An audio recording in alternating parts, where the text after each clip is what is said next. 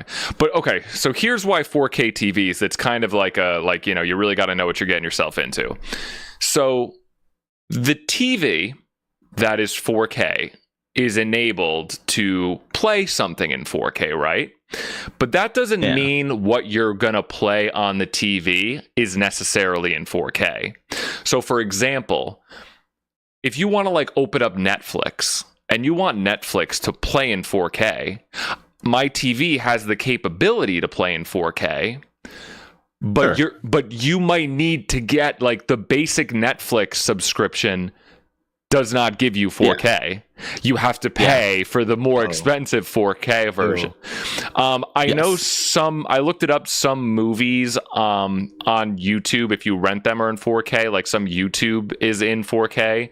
And obviously there's like the whole 4K Blu-ray thing, which I want to get into. But yeah, it's just like one of those things where it's like, if you just put on any, like, I might do a 4K subscription to like Max and maybe Netflix, but I feel like HBO Max is the one that I use the most. So, but I might like up that subscription. But it's like, it's an investment to try Criterion. to just Criterion. Yeah, that's a good idea. I have Criterion Channel. Do you? I might. I had like a free trial. I was like one of the people that went to the van in New York City. Me and my buddy, we got in a long ass line, and we didn't even make it in time to get into the van because we had like other obligations, so we couldn't stay in the line the whole time. But we got to the part of the line where they give you a Criterion tote, because you know how they always give you the tote. I want to buy one of those. And in the tote came like a month, like 37-day long free trial period subscription that you could get to the Criterion Channel. And then I kept it, and then it just lapsed, and I was like, well, we're in this deep, and I just caved and kept the subscription because it was great content. But it's pretty awesome. I love having Criterion Channel. Oh yeah, no, because at this point I have basically every streaming service. I don't have Apple. Too. Apple I like will turn on and off. Paramount, Peacock, Max, all of that's through like other people. The only thing I pay for is Netflix and something else. I forget what else, but no, Hulu's not. I don't pay for. Maybe because I was gonna do Shudder. I might have to pull the trigger on Shudder. I might need to do Shudder, but because a lot of Shudder is like really good when it's like the horror time of year, and you're like, yeah, gonna get these titles. But like most of Shudder is like og trash. That it's like the maybe for some people that's their thing. It's like I was gonna say sloppiest, go on, lowest budget horror slasher thing you ever saw. You're like, this is disgusting. Go on. This is so random. What are you talking about? And then like occasionally you'll find some like diamonds in the rough as you're going through. I would say the best thing about Shudder is if you really like the VHS series, like the VHS horror movies. I've never seen them, but yeah, I want to. That's a great resource for those. And I think like Shudder actually has like an exclusive distribution deal for them. So whenever a new one comes out, you can usually find it on Shudder. But like, yeah, Shudder, there's been some, I don't want to talk too badly about Shudder. There's been some good things that I've seen on Shudder. It's useful when like certain horror movies that I want to see that are probably only going to get like a limited theatrical release, if they're being distributed by Shudder, it's like, okay, I know I'm going to be able to see it at some point because it's going to wind up on Shudder later. I feel like I end up seeing a lot of things or renting things that end up just being on Shudder. But it's tough to choose because then I went through the whole phase where like now Mubi is really becoming a thing where I have Mubi. Mubi I had back in college when it first started. I had Mubi so long ago because like YouTubers were advertising for it like years ago, and it was advertised as like, it was meant to be like your own digital movie theater where like here's like we only play like 10 titles at a time, and it's like but they rotate every month or something. And it was like all different eras and countries, and that was interesting. But now it's more like they're basically like a distributor now. They're really like, so I don't know. Yeah, no, it's pretty good. I like Mubi. It was a gift from my parents, so they pay for it. But That's a good one. yeah, no, I've enjoyed having it. It's also useful because now that they've gotten into the distributing game, like it's like, okay, that's a limited release, but I didn't get the chance to see that. It's gonna wind up on Mubi later, so I'm gonna have an opportunity. In terms of like their other content that they have on there, it rotates. Sometimes it's good, sometimes it's like meh. You have to like, I would say like their go-tos is they have like every Lars von Trier film, and then they have like a bunch of random 90s indie movies, and then like lots of like prestige European films from like the last decade. I would say that's like their niche. Yeah, see, that's the thing. Last time I got like I did a month of them just to see what was on there. Yeah, they have like a library now, which they didn't before. Yeah.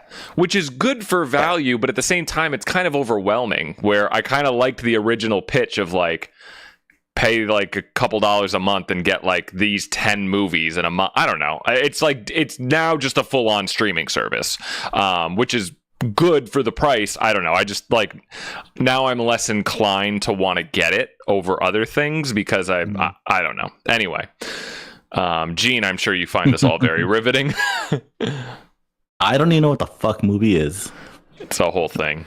It's an excellent streaming service for if you want like a certain kind of film. Like I would say if you want Mubi now, the appeal of Mubi now is it's like pretty much the closest thing you're going to have to a direct pipeline to all of like the big overseas hits, because that like you're not going to be able to readily see elsewhere, especially if you don't live in a major city like I do, because Mubi will either buy those because they're a distributor now, so you know it's going to wind up there, or they'll get like a licensing deal and you can see it through them anyway.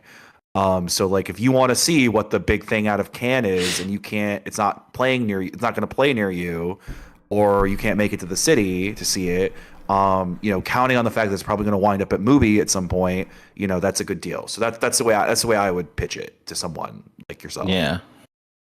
Gotcha. All right. So the movie they didn't have us watch. Hold on one second. Let me a month ago, like forever ago. Listen, we got caught up in life, and life happens. All right. Yes, we did. It was mainly just me moving. Dan moved. That's what it did. He got a job. Dan moved. I was a sleepy boy. Well, I've had a job. I got a second job, but yeah. Yeah, you got a job. I'm not the unemployed friend on a Tuesday who's like in Europe. Yeah, so let's get right to it. I'm excited. Welcome back to Eyes Wide Watch Club, everyone. We're all here. We're queer. But yeah. What did I do? I recommended last month Heat, the 1995 Michael Mann movie. So as we kind of discussed a little bit on the last episode, the reason why I wanted to do Heat, just for a little bit of variety of things that we haven't really done before, things kind of more in like my tastes, with like the crime genre, the 90s, like De Niro kind of thing. I'm really getting into to Michael Mann. In the past like 2 years, I've really gotten into Michael Mann movies, specifically this and the other thing I'm forgetting. But anyway, and the recent passing of Val Kilmer, I thought would be pretty appropriate. So yeah, this is in like my top 20 of all time. It's a pretty straightforward heist movie. It's kind of like, I feel like it's kind of the top tier, like the god of all heist movies. I feel like if you talk about a heist movie, I'm sure there's things I'm forgetting, but like everyone pretty much refers to Heat as basically the greatest heist movie ever made. I'm sure there's other I'm sure there's other contenders in that conversation. Ocean's 11 team unite. Yeah, I mean, sure, but like things that we know in like The Town was definitely a big Heat inspiration. We already kind of referenced how The Dark Knight, the intro especially to The Dark Knight, was taking a lot from this movie. But yeah, just really much about this butting of heads between De Niro and Pacino, and how basically these two men that are at odds with each other. The movie is kind of just, and this is kind of a big theme in Michael Mann's movies, where his whole thing is he explores very broken men in all of his movies. That's kind of a big running theme of his, but usually it's through the lens of crime of some sort. I haven't seen all of his movies. I'm still like on that journey, but yeah, here is like where you have these two guys that are completely on the opposite side of the moral compass spectrum, and it's this kind of, I don't want to say beautiful, but kind of just very poignant way of how in this big crazy thriller heist excitement, they kind of find that they are basically the same kind of person or on the same path, and they're kind of just running from certain things just to immerse themselves into their work. But yeah, and the first time, like, an amazing performance from Pacino, like just over the top. It doesn't work for everyone, but it's Pacino being over the top and shouty as he's been known to be, and De Niro just at his like peak, and Val Kilmer in kind of what I would say from what I've seen of Val Kilmer out of this, Batman and what's the other one, Top Gun. I think out of all of those iconic roles, I think this is his greatest role, and we'll get into our feelings about Val Kilmer, I'm sure, but yeah, no, this movie is so important to me, from the action to the tension, and just the tragicness of the ending with De Niro's character, and both characters kind of to an extent. But yeah, we'll get into it. But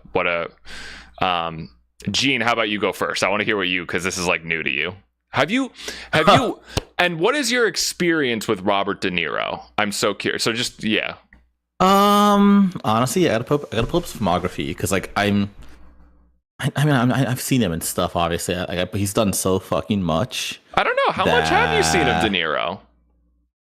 I don't know, because like I just have to check real quick, because I just don't remember. I'm not trying to like degrade you or anything. I'm just curious, because like if this is like one of your first like big De Niro movies, that's so exciting for me. It probably is. Baby's first De Niro. No, it's exciting. I've never seen Joker, even though I watched the second one. Oh, that doesn't count as a De Niro movie. Have you seen The Godfather Part 2? I haven't seen The Godfather or Part 2. I just never got to. Okay, I've watched Silver Linings Playbook long time ago, but never seen. No, I'm just looking at what he's done. You've never seen like his icon, like you've never seen Goodfellas. Nope. Never seen Irishman. Nope. No, that's Raging Bull.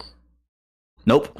No, that's okay, but I'm saying that's I've never seen Jackie Brown. I've never watched Great Expectations. That's why I was Casino. Nope. That's why I was so excited to show you this, because I knew this would be like one of your first like major De Niro movies, like one of his iconic I'm looking at what roles. he's done. See, like any of like the Little Fockers, Meet the Parents. Those don't count. Yeah, I've seen those. Those are bullshit. Isn't he Ben Stiller's character's because, dad? like, this is what De Niro is now for like the last 20 years. And it's not him. It's not him.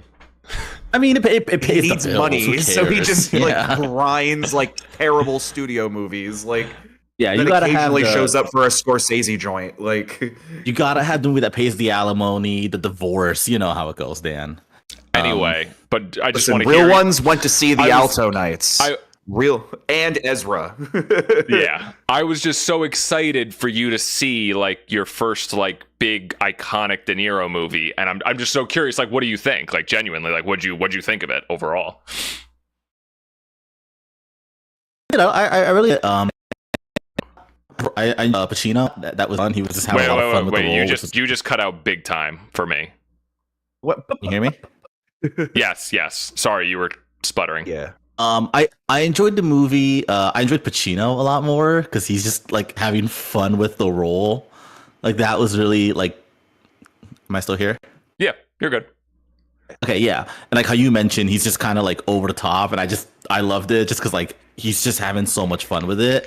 So I think as far as like that goes, I enjoyed his performance more just because maybe it's a little more notable.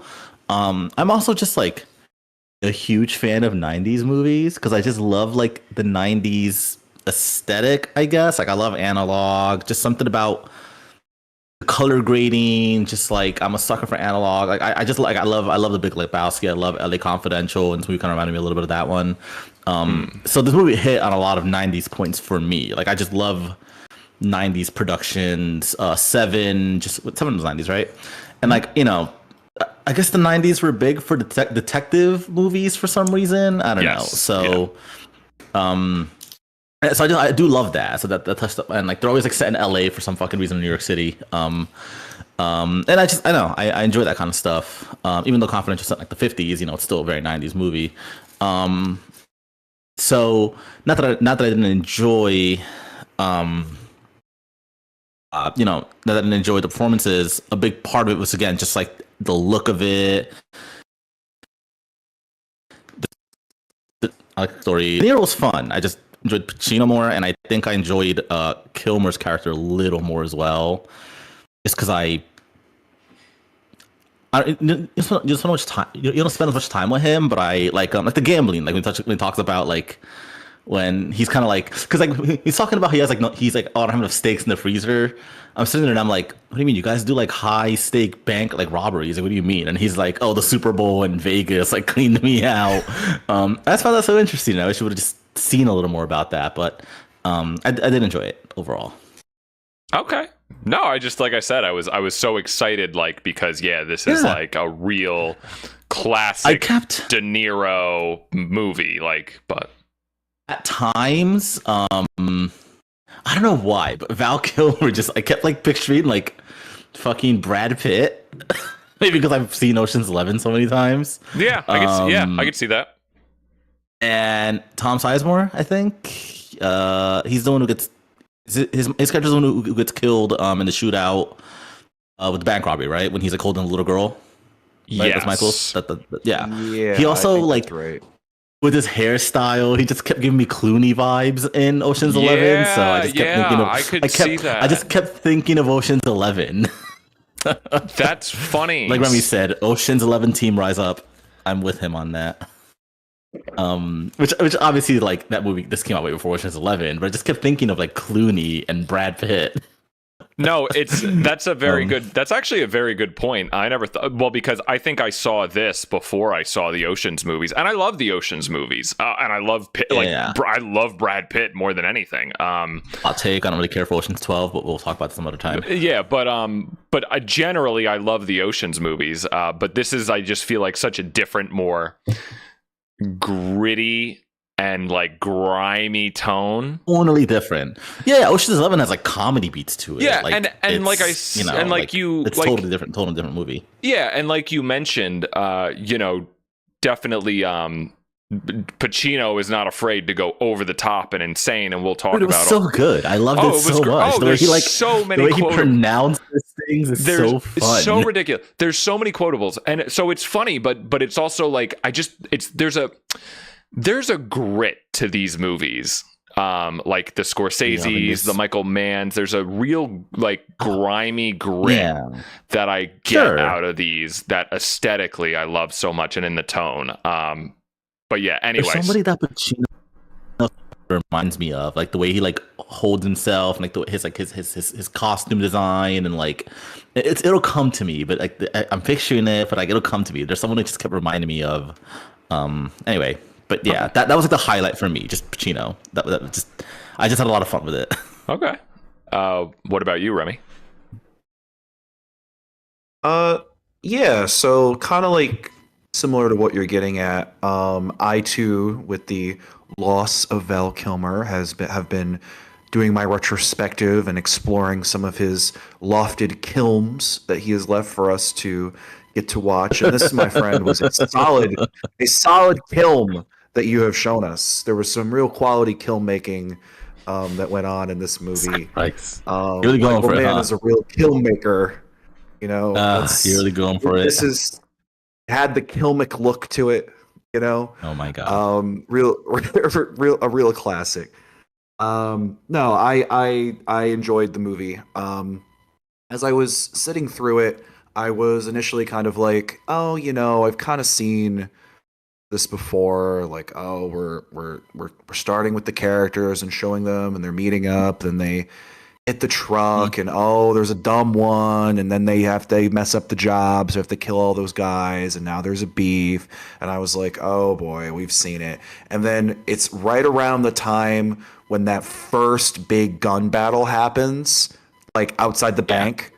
After first off, we hit the bank, and I'm like, oh, that's the Dark Knight. And then they get outside the bank, and it's like, oh my god, bullets are flying everywhere. Like, so many people are dying. We're losing characters. I was like, that's what I did the meme where it's like of the guy like sitting up. I was like, oh, now we're locked in. I was like, hell yeah, this is a movie. So I thought it was a really thrilling experience. I enjoyed a lot of the interplay between our great Italian American actors, Robert De Niro and Al Pacino. I am better versed in the ways of De Niro, right? I have seen the Godfather trilogy. I have seen Once Upon a Time in America and Taxi Driver and Raging Bull and Goodfellas. And I do turn out for his slop that he turns out every once in a while. Real ones did go to see the Alto Nights a couple months ago where he did a dual performance. And Al Pacino, this is his era where he's starting to settle into self-parody, and you can see a bit of that in this performance. But it's fun. I like it. I liked a lot of the needle drops. I thought they were fun. And I like Michael Mann. I'm a big fan of Manhunter. Did you get to see Manhunter? The movie. No, I didn't get to it yet. No, I've had no time. But no, that's the next on my man list. Yeah. Yeah, I'm a big fan of Manhunter, so it was good to see this. I was also interested in this film when you picked it, because I've reached the part of my film journey where I'm rewatching the Dark Knight trilogy because I hadn't really seen it since I was like a teenager, and this of course was a major influence on the making of the Dark Knight. Christopher Nolan cites it. You can see the way that they did that bank robbery heist. That's like basically the opening of the movie, and so it has like a influence on that. So I was interested in seeing this movie, and the fact that you picked it, just neatly worked out. So yeah, I enjoyed the film. I thought it was a really thrilling time, and I am happy to talk more about it with you boys tonight. Yeah. No, like I said, it's the first movie I picked that I've seen before, and it was the Val Kilmer thing that made me really want to pick it. I think the only man movie that I have above this one that is also, I think, on my top 20 of all time is Thief, which is another crime movie, but Heat is kind of the more famous one. But yeah, I guess the first thing we can just talk about, which is kind of the interesting, how'd you guys think of you kind of already mentioned it, Remington, of the Dark Knight comparisons? Did you see the Dark Knight? When I think of the Dark Knight, I mainly think of a little bit of the tone, but in a more modern sense, kind of that gritty, realistic, a little bit, but more so just the opening bank robbery of the Dark Knight. Because when I watch Heat, I get so amped, and I think Gene, I when you said you weren't feeling De Niro as much, or just you appreciated everyone else more. For me, what I think I appreciated Pacino just more. I didn't dislike De Niro. I just had a lot of fun with Pacino. Right. No, but I think what I think De Niro brings to his roles, or at least especially to this one, is it's kind of like that lizard brain thing with a lot of people who watch, or at least with me, when you watch movies. And I think it's just a guy thing in general. You really love just watching someone being really fucking good at their job, right? And that is De Niro. He is precise. He is the leader. You see him walking through the hospital and everything's getting set into place. And he's just the one that doesn't take his eye off the ball. But you also can tell with his love story, there's a sadness to him and to his lifestyle. But he's the one that's holding all of it together. He's the glue of the team. There's so much in his gritty expression. This is like peak De Niro. He's even good when his character is like not on top of things. Like I would point to King of Comedy, and also what was the other one King of Comedy is like Raging Bull, where the character is kind of like losing it or is like standing on an unstable house of cards.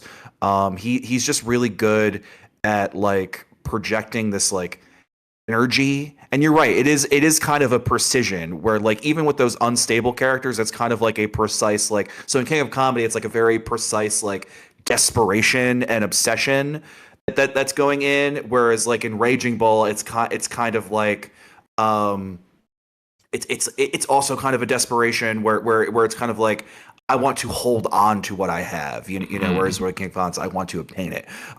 So he's a really good actor, and it's great to see him work opposite like one of the other great actors of this era, Al Pacino. You know, it's a solid interplay between them. Yeah, and it's kind of like De Niro is, which I think works. It's a yin and yang, right, between the both of them, where you have De Niro, who is the bad guy, but he's the one with his screws are a little tighter. You know, like he's not that Pacino's a complete. Pacino's very good at his job too, but he's just a little bit more like his screws are a little looser, and so it's just it's kind of the reverse of like the Batman and Joker, where kind of the good guy is like kind of a little out of his mind. What did you guys think? Like what did you guys see? What I was going to say is, like in that opening heist sequence where you're seeing just the introduction is just everyone just getting into place, everyone just getting into like, and it's just you're following De Niro and you're getting into the thing, and then like they knock over the car with the truck, and oh my god, gee, I don't know if you caught this when they knock over the truck and they're the shots of them, like the analog, like where they're in the hockey masks and they like the camera's panning as like they're holding the AK and it's like morning, the sun is, and there is just some I don't know drums, but there are just some drum hits in the score that are so sexy. It just goes do do do do do. It's like the grittiest drums you've ever heard, and it just gets me going. It gets me rock hard. I don't know what, but when I watch The Dark Knight, it's kind of like a more modern, like slicker version of that. Is like everyone's just assembling for this plan that has been like executing it. But did you guys see that? Like, Gene? Yes. What did you? Of like The Dark Knight. I'll take a stab, actually, if you don't mind, Gene. So just because this happened to coalesce with my rewatch of the Dark Knight trilogy. So a lot of these questions were on my mind anyway. Yeah, go for it. So it makes sense that Nolan, when he was developing this film with his brother Jonathan Nolan, that he would be immediately attracted to Heat. And obviously we can see the influence of like the action set pieces from Heat on like many of the action set pieces for the Dark Knight. That's kind of like the surface area of that. What I think is going on with the Dark Knight and like what Nolan sees when he looks at Heat is because he is kind of saying Heat is like using the crime movie as a vehicle to analyze kind of like masculinity and patriarchy and that's relationship with violence and also with obsession and also the what patriarchy does to men in terms of like how they kind of lose their personhood and into like the job that they have, like their job becomes their identity. And and if you try to part with that job, like that's parting with your identity, so you can't break away from that, and how that comes at the cost of relationships. So it's trying to tell this like psychological, sociological story through the crime movie, whereas what Nolan is doing with The Dark Knight is he's trying to remember this is the era where we're kind of like trying to elevate the superhero film, right? Because people in this time they're looking back on the goofiness of the Silver Age, where it's like, oh, that's okay, I have this on my utility belt and I can get out of this situation, and like there's a million goofy characters in terrible costumes, so we're trying to so in this era of trying to popularize and do the superhero blockbuster, we're also trying to meet modern audience expectations where they're at. So Nolan, who's kind of this guy who's made his name doing these like psychological thriller movies, is trying to ground Batman by embracing the crime elements of his story, right? He's the greatest detective, so he's taking the elements of the crime genre and marrying it to the superhero story and telling this crime movie. So of course he would look to one of like the great crime movies of that era within the last decade, being Heat. The difference is that while obviously The Dark Knight has its own psychology where we're doing these like psychological, he's like Nolan's adding psychological interiority to, well, he's playing up the psychological interiority of Batman that was already existing in the comics, and then like adding more to the Joker and adding more to the love interest that he created for that movie, and we're doing all this, whereas like Nolan is making The Dark Knight specifically more in like a war on terror context. So he's kind of saying like, okay, yeah, there's a lot of crime and it's crazy, so it's good to be obsessed and track it down, even if there's like a cost to it that we see Bruce Wayne / Batman experience. That's a tough calculation, but probably the right one in the end. Whereas he is saying, well, maybe the cops aren't good too. It's kind of saying like, because they also suffer from this same this patriarchal fueled obsession, that's driving them down a destructive spiral, and so that kind of suggests that policing just in a vacuum is not necessarily good. It's trying to introduce complexity there, whereas The Dark Knight is trying to say, no, even if cops do get their hands dirty, that's still in service of a higher good, and they're all part of that same fight, so I think like Nolan is using the Heat example to try to make a better superhero movie, but ultimately towards different ends, I guess you could say, is where those linkages go.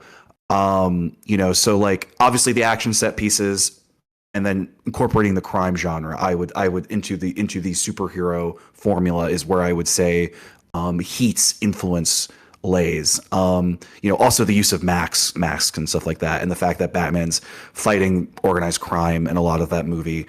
The Dark Knight's a little separate, where Batman Begins is the really big like we're fighting the mob, whereas Dark Knight is kind of like capturing the Batman era of like, okay, he's gotten good at fighting crime, so now the villains have to get crazier, which is why you're starting to see the introduction of like masked villains, like the Joker. That's where I would say those linkages exist. Yeah. Look on Batman. They always do a Falcone, or they always do a mob, because that's year one. Movies.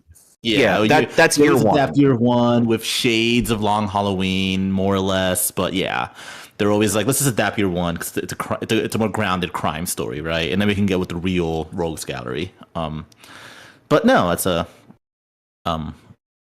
hot take. I kind of prefer Batman Begins in a lot of ways, but that's for another time. That's so crazy. No, not that Dark Knight isn't a great movie. I just really enjoy Batman Begins. As Okay. like a superhero movie. Okay, so we're derailing it a little bit, but That's fine. so when I rewatched it, I like all three of them for what they're worth. I think The Dark Knight is obviously the best one, but they all have good things to them. Sure. I Oh, yeah, for like sure. Batman Begins for the most part. I don't love its ending. I think its third act is a little mid. But I Okay. think it's like a really bold movie that like Nolan Yeah. started his Batman trilogy by just like it's like, oh, we're not gonna do the most iconic villains, because like obviously if you're making a superhero, you're gonna Joker, right? Yeah. Obviously that would be the first. You're gonna have, villain that yeah, you but they would would show, did that anyway in Penguin 89. or Yeah. Mr. Freeze or any of like the, But the 90s, huge but the like 90s did all outdated- that already. Yeah. Yeah, so it's like, where do you start with Ra's al Ghul? Sure. Like that's like a really Yeah. bold choice for a first Batman film that you're doing. Oh no, for sure. Because sure. that's not year one. Year one is just like this is my first year crime just fighting. mom. I'm figuring things out. I'm drawing on the trauma of my training years that's like kind of off screen, and I'm forming my alliance with Jim Gordon. Yeah. Excuse me. He added all that in by having it be like he was secretly trained by Ra's al Ghul, but he didn't know. And now he has to deal with Ra's al Ghul's sinister plot to destroy Gotham. And so it's a Qui-Gon really Jinn does bold try to destroy choice. Gotham. And he does. It is basically evil Qui-Gon Jinn. That is basically Liam Neeson's take. But yeah, and it's a cool early Cillian Murphy performance too in Scarecrow. Oh, yeah, I like it's- that too. He has It's just fun like- with it. Like Murphy's having a lot of fun with it. I love his scene where he's like he's here, Batman. Like he's just like Yeah, he's just yeah. really playing into it, you know. and it's just like that third act. It just looks very like Sure. the way it looks isn't great because it looks very like this is a set and these are controlled explosions and I don't get like a lot of like the wow of like the subsequent Okay. movies and like Oh, for sure. the way that they For defeat sure. the Scarecrow is just like so abrupt and the way that Yeah. like it's like he just fights Ra's on a train and he's just like nope you can crash and die bye like it's like somewhat. Yeah. Well, he's Anticlimactic, like but, I'm not gonna kill I- you, but I don't have to save you either, or something. Basically, yeah. Yeah. So like Yeah. I think it's a little like I think it drops a little bit in that third act. That's what keeps me Sure. from I mean, like really and- loving that movie. Yeah. And like to be clear, I Yeah. think The Dark Knight Rises is flawed too. Like a lot of like why that movie Yeah. stands out is just like an iconic performance from Tom Hardy. That's like Not the both same year as loved and Avengers. memed. But like that, I also kind of hate a lot of the third act in that movie too. So maybe this is just a problem with the trilogy. But Wait, Remington, isn't the guy who played Littlefinger in like the intro on the plane or some shit? yeah, he's the CIA guy. He's the guy who's Yeah. like, what happens if I take off that mask? And he's like, it'll be extremely painful. You're a big guy. You can handle it for you. Like yeah. I never knew that was Littlefinger. Yeah, that's Aiden He has- Gillian. Yeah. He has long hair too, so it's kind of funny, like picturing Littlefinger with like long hair. I could see me missing that. The only thing I want to add about the Batman thing. Number one, I do every once in a. I think we've had this conversation before, and I know we're getting way off topic, but I know we've had this conversation before where, it is one of those things where every once in a blue moon, not very often, but I'll hear. We're kind of at that stage now where it's been how many years since The Dark Knight where I'll hear like someone on a podcast or someone in a video like have the take of like, well, The Dark Knight's overrated. And and that hasn't overrated. that hasn't It's become well, I'm saying, but that hasn't become like a mainstream opinion. So like, but that's fine. Like people can have that opinion. That's fine. You don't have to like the movie, but I don't care. I mean, to this day, and also I was the perfect age for it. All of us were the perfect age for it. I mean, The Dark Knight is, I think, the only superhero movie still still on my top 50 of all time and pretty high. Like The Dark Knight left Spider-Man 2? Spider-Man Nope. 2? Nope. Oh, okay, interesting. Nope. I love Spider-Man 2, but Oh yeah, you're not a Raimi enjoyer. I forgot Remington is Oh, He doesn't Remington. embrace the camp. Whatever. Oh, we can I love- talk. Before okay, before I forget, Dan, before you I finish forget, your take. I have to like answer these slanderous charges. No, I was just saying, I think of all the things where of like my golden like top 50 list, I think the only thing where it's like, oh, this is the most obvious movie to put on there is probably, if you look through it, is probably The Dark Knight, and the most mainstream. And still to this day, I'm like, no, it's Sure. I still think it's like one of the greatest movies like when I've did you last seen. watch it? It's been a When did you last while, watch but it? I know it like the back of my hand. It's been a while. You should rewatch it if it's been a while. Because I rewatched it last year. I It's It's rewatched- worth a rewatch. rewatch. I You should rewatch rewatch. it. I rewatch scenes on YouTube. I rewatch the interrogation scene probably once a month on YouTube. Interesting. It's a Okay. really good movie. I enjoyed the Like, I'm, rewatch. I like- think it just is like Yeah, Sure. I think it's like the problem with it is it's partly for forces it beyond its control, but also kind of the context in which it was made. It's aged a little poorly because it is very much a war on terror movie, and so Yeah. we're living in an It's era where super we're kind pro of, cop, like Yeah, incredibly yes, pro cop. yes. Yeah. the movie is kind of Yeah. saying mass surveillance is good. And you should do secret mass surveillance to stop the bad guys. And it's Yeah, kind of saying yeah. like it's okay to bend the rules as only long as if you're you're stopping the bad guys. Batman. It's kind of like Nolan Well, has the at thing is, times been Batman's like Michael super Bay, cop. where he's like, America, fuck yeah. So You're right. it's You're right. aged a little poorly for those reasons because we also live in an era where we're starting to really see the negative consequences of not undoing like, the changes of the war on terror era. Yeah. But it's also aged slightly poor. This is where the part where it couldn't control, which is it kind of invented the formula for like the modern superhero blockbuster in a way, because like The Dark Knight being a like landmark success told Marvel, okay, we need to like make our own thing. And they had Iron Man in the same year, but that Yeah. made them want to go, we need to take Iron Man, which was our hit, and like create a whole series of these things so we can make money and like try to Yeah. beat Warner Brothers at their own game. And so did. like Nolan in a sense like unintentionally invented this thing that's kind of like killing the industry in a way where you've created this juggernaut of these like movies that are just like either that they've created the standard of where you just need to like have these movies with massive budgets on the hope that they make billions, and they often don't, so they flop, and it's just like absorbing all of the investment that could go into smaller projects or mid-sized projects and just like keeping all the money over in one space, and then when they fail it just hits everyone so hard, and so like its contribution to that legacy, that change in the industry also I think hurts it in people's minds. But if you just watch it on its own, it's a solid film still. Like it really holds up on its own merits. I had a great time watching it because I've forgotten like how like thrilling all the action pieces are and how like score is so strong good. It's like so the score anxious. is so good. Oh my god.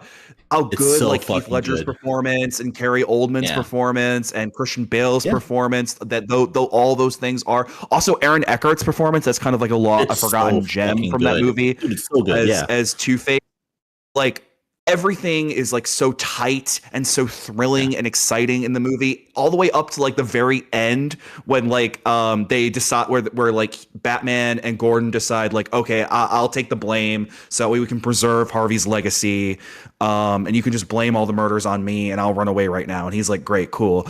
And when he's like leaving on the bike and like Gordon has like that closing monologue where it's like he is our Dark Knight, and he says like the famous like he's not the hero that we deserve, but he is the hero that we need, Yeah. or something like that. Yeah, That's such yeah. a great closing monologue. That whole sequence hits Yeah. so fucking hard. It's also like, it's so it's a great film. nostalgic too. It's so nostalgic for us, like back in the I can't how many times like when you were in high fuck me, we gotta talk about Heat. How many times when you were Yeah, that was like he, it's a Dark Knight the whole time. how many times like were you in high school or middle school and you would walk into someone's bedroom and see like a Dark Knight poster? That would happen to me a lot. Well, the marketing for that was the Joker marketing alone was great. I don't know how I got these scars. Yeah. And also I'll bring it back, but also closing thing. I haven't Let her go. You're a poor choice of words. I haven't I haven't rewatched it in a long time, but I do still have very, very fond memories of The Dark Knight Rises, no matter how flawed it is and how much clearly Nolan didn't want to do it. That opening plane scene with Bane, the way the plane drops, I still have that opening scene burned into my brain, rent free. But I think I've shown you guys yeah. my extensive Batman comic book collection. I'm a Batman shill, so I just like Batman. Yeah, you're the comic book guy here. I like Dark Knight Rises as well, for what it's worth, Remington. Like, I think it's I mean, it has its flaws, sure, but I mean, it's hard to live up to The Dark Knight, and Heath Ledger. And the fact that like Nolan so wasn't planning on making it, they just kind of made him do it because The Dark Knight was super successful, and he was like, I guess I'll do another one. Like, even though he's like my best actor fucking died, so Tom Hardy. Yeah. Yeah. But to wrap it back to Heat, so obviously there is, like, Remington, you made a lot of good points about like just the thematically and everything, but sure. Can I ask real quick then, to tie it back in? Has Nolan said that he was hugely influenced by Heat, or is that just like what people have noticed? No. He's said fully acknowledge it. He did a whole Q&A. I started watching on the Oscars YouTube channel like a couple of years ago with all of like Michael Mann, De Niro, Pacino for Heat, like it was like the 20th anniversary or something. But no, he is like very, very vocal about he wears his influence like on he was always very clear about like this was inspired by Heat. Those films, Heat was a big one. The Fritz Lang's Dr. Mabuse movies was another big one. Metropolis was a big one. Blade Runner, the Star Wars original trilogy, Silence of the Lambs, believe it or not, was a big one. Jaws, Lawrence of Arabia, those were all big influences on the making of that. Also, for Dark Knight Rises, Charles Dickens's Tale of Two Cities was a big influence in the making of The Dark Knight Rises. And also certain comic books, like you pointed out, Gene, were influential too, that he based the scripts on. Yeah. So, okay. But obviously, when I think of like I said, mainly the influences of Heat, I think of the opening scene and the midpoint bank robbery as a direct influence on the opening heist scene in The Dark Knight. And there's also the visual aspect of, they're wearing the hockey masks. It's very visually like can be compared to all the bank robbers wearing the Cesar Romero masks. But I'm surprised. Yeah, the fact that you have like these two, like you were saying this earlier, like, so like the interplay is slightly different between like Pacino and De Niro versus the Joker and Batman, and not as extreme, of. Yes, but you have like a similar conflict where it's kind of like, so Pacino is kind of like Batman because Pacino's choice is like, I can get the guy or I can keep my family, whereas like Batman's thing is like, I can be the Dark Knight, or I can just be Bruce Wayne and try to be happy with this girl that I love, who clearly doesn't want me to pull her along with me in this dark journey. And all the people I love in my life are telling me this is kind of destructive for my person, so it's like a similar moral conflict, I guess you could say. Yeah, no, yes, exactly. But there is one big, when I was way before when I was younger, and I don't even know if I was like into movies at this point, but I do remember I would hear people always talk about this connection to The Dark Knight and Heat, and I'm surprised no one brought it up yet. Because I never even saw Heat at this point, but they'd always talk about like, oh, this is like from Heat. And I'd go, what are you talking about? Because I love The Dark Knight so much, but I never really understood it until I saw Heat years later.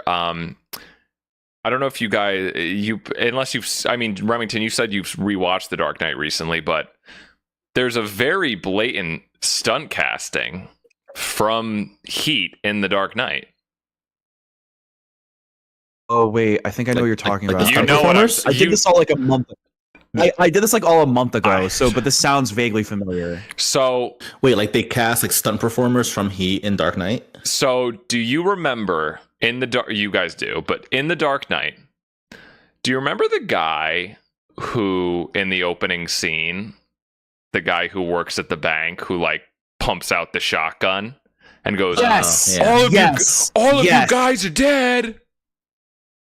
Yes. Yes. I know. Yeah. I remember that because I was watching The Dark Knight after, and I was just like, wait a minute. I was like, wait the fuck a minute. Yeah. So Yes, the I know what you're guy, the guy who plays the banker, or it's like the stockbroker guy. Did you Something like that, yeah. Did you recognize this, Gene? Probably No, because I'm the worst with this. No, it's been a while, but I always remember hearing that like, oh, that guy's from Heat.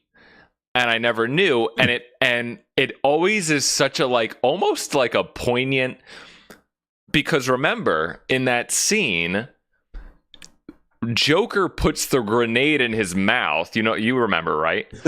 And he goes and he gives this big, almost Pacino Heat-esque performance. I remember like when he pumps the shotgun and he's like the bank worker and he goes, "You and your men are dead," and he's kind of like channeling Pacino, but he's like, it makes sense because he's like the banker guy, like he was in the. And he says in that scene before Joker pulls the pin, he goes, "Back in my day, thieves used to believe in something, honor, respect," and it's kind of like calling to Heat almost. I feel like kind of, maybe, I don't know. That's kind of like almost like it's this, but yeah. I always love that now, looking back and being like, oh, that I get it. But. Yeah, so that's the biggest, like that was the one big stunt thing, like, oh, that's the guy from Heat. But anyway, so it's the guy who played Van Zandt. Okay. Cool. Yeah, but sorry, were you gonna say something? No, you go. No, oh yes, I found him. William Fichtner. Yeah, he played Van Zandt. Yeah, He played Roger Van Zandt. Yeah. No, I remember that because I recognized the actor like immediately. I was like, wait a minute. Wait the fuck a minute. But no, that makes sense, Dan, because again, like Nolan is kind of capturing the Batman ethos of that era of the comics that he's playing with, which is like this transition from, your regular like organized crime mobsters, gangsters, to like the like insane psychotic like masked villains like that he's going to come up nihilists. against because the criminals need to start so using that Heat callback with this one actor, it's kind of like we're leaving this like Heat-esque era that you saw in Batman Begins, and now we're entering this like comic booky era where we have like a fucking weirdo clown running around and blowing things up. He's not doing it. It doesn't. Yeah, he's not doing it for money or women. He's doing it just because. And it's hard, and it's hard to grapple with like, what is this world? Yes. And this ties into the looping in another one of Dan's favorite movies of all time. It's the end of No Country for Old Men. It's the whole. I don't understand Tommy Lee Jones. I don't understand this world anymore. And then I had this dream, and then I woke up, and then Anyway, but. If you've ever seen No Country, that's like the whole thesis of No Country. But anyway, no, I just didn't expect you to just like go into Tommy Lee Jones. Oh god. So let's talk about Val Kilmer a little bit. What are your guys' experience with Val Kilmer? I'm curious. Have you seen him as Batman, Gene? You've seen him as I was gonna say Batman, which is I was like, dude, I gotta mention Batman again. Obviously, I have seen him as Batman. Let's see what else he's done that I've seen him in. Top Gun.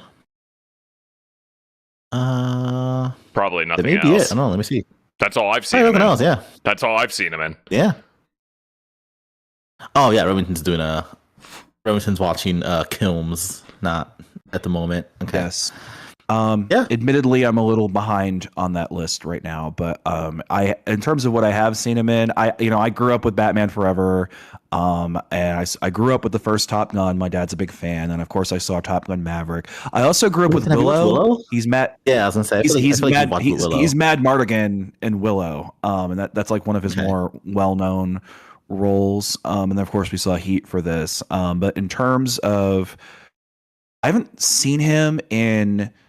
I don't think I've seen him in anything else, but on my list to share my retrospective, if you at home listening want to join in with me on this Val Kilmer experience, this Kilm experience on the Kilm list. So the films that I've been looking at is this film Tombstone. and Yes, then, sorry. True Oh my Romance. God, how did I forget Tombstone? Jesus, I just watched it. Yeah, yep. We're going to do Prince of Egypt because he voices the lead. He voices Joseph. Yep. And or Moses. I don't remember. I haven't seen the movie. Yeah, Prince of Egypt. We're gonna He's do. He Moses. did a God Yes, Moses. That's what I meant to say. Moses. and God. He's also and- God, which is a really great cast. We're gonna do Kiss Kiss Bang Bang, and we're gonna do Palo Alto. We're gonna do. He was in a Coppola movie called Twixt that I'm gonna see, and he was also did a Herzog movie called Bad Lieutenant: Port Call of New Orleans. One of my favorites. Yeah, Yeah. so he did all those, and also eventually one of these days I'm going to get to the documentary they did on him a couple years ago in 2021 called Val. That's supposed to be very good. Okay. I haven't seen the Val documentary, but I want to watch that. If I had more time, I would have watched it in prep for this. But here is my okay. I don't want to say this is a hot take on Val Kilmer. But yes, I've seen. See, it's funny. So I've seen pretty much his most iconic roles. Obviously, Heat, Batman, Tombstone. Right. Those are the three that. Those are the main three that I've seen. Batman, Heat, and I Tombstone. want to watch Morris. He played Jim Morrison. That's interesting. Wouldn't mind watching that. But I've heard that's pretty good actually. That movie. Yeah. and Top Gun, he's like the main supporting guy, the original. Yes. I don't. It's not that I don't. I love Val Kilmer in Heat. I think he's kind of the only person who could have played this character in Heat. But I just don't really know if there are many roles I could see Val Kilmer being good in, if that makes sense. He's a very particular kind of actor. Yes, you know. he is so specific, and what he's good at, and what he.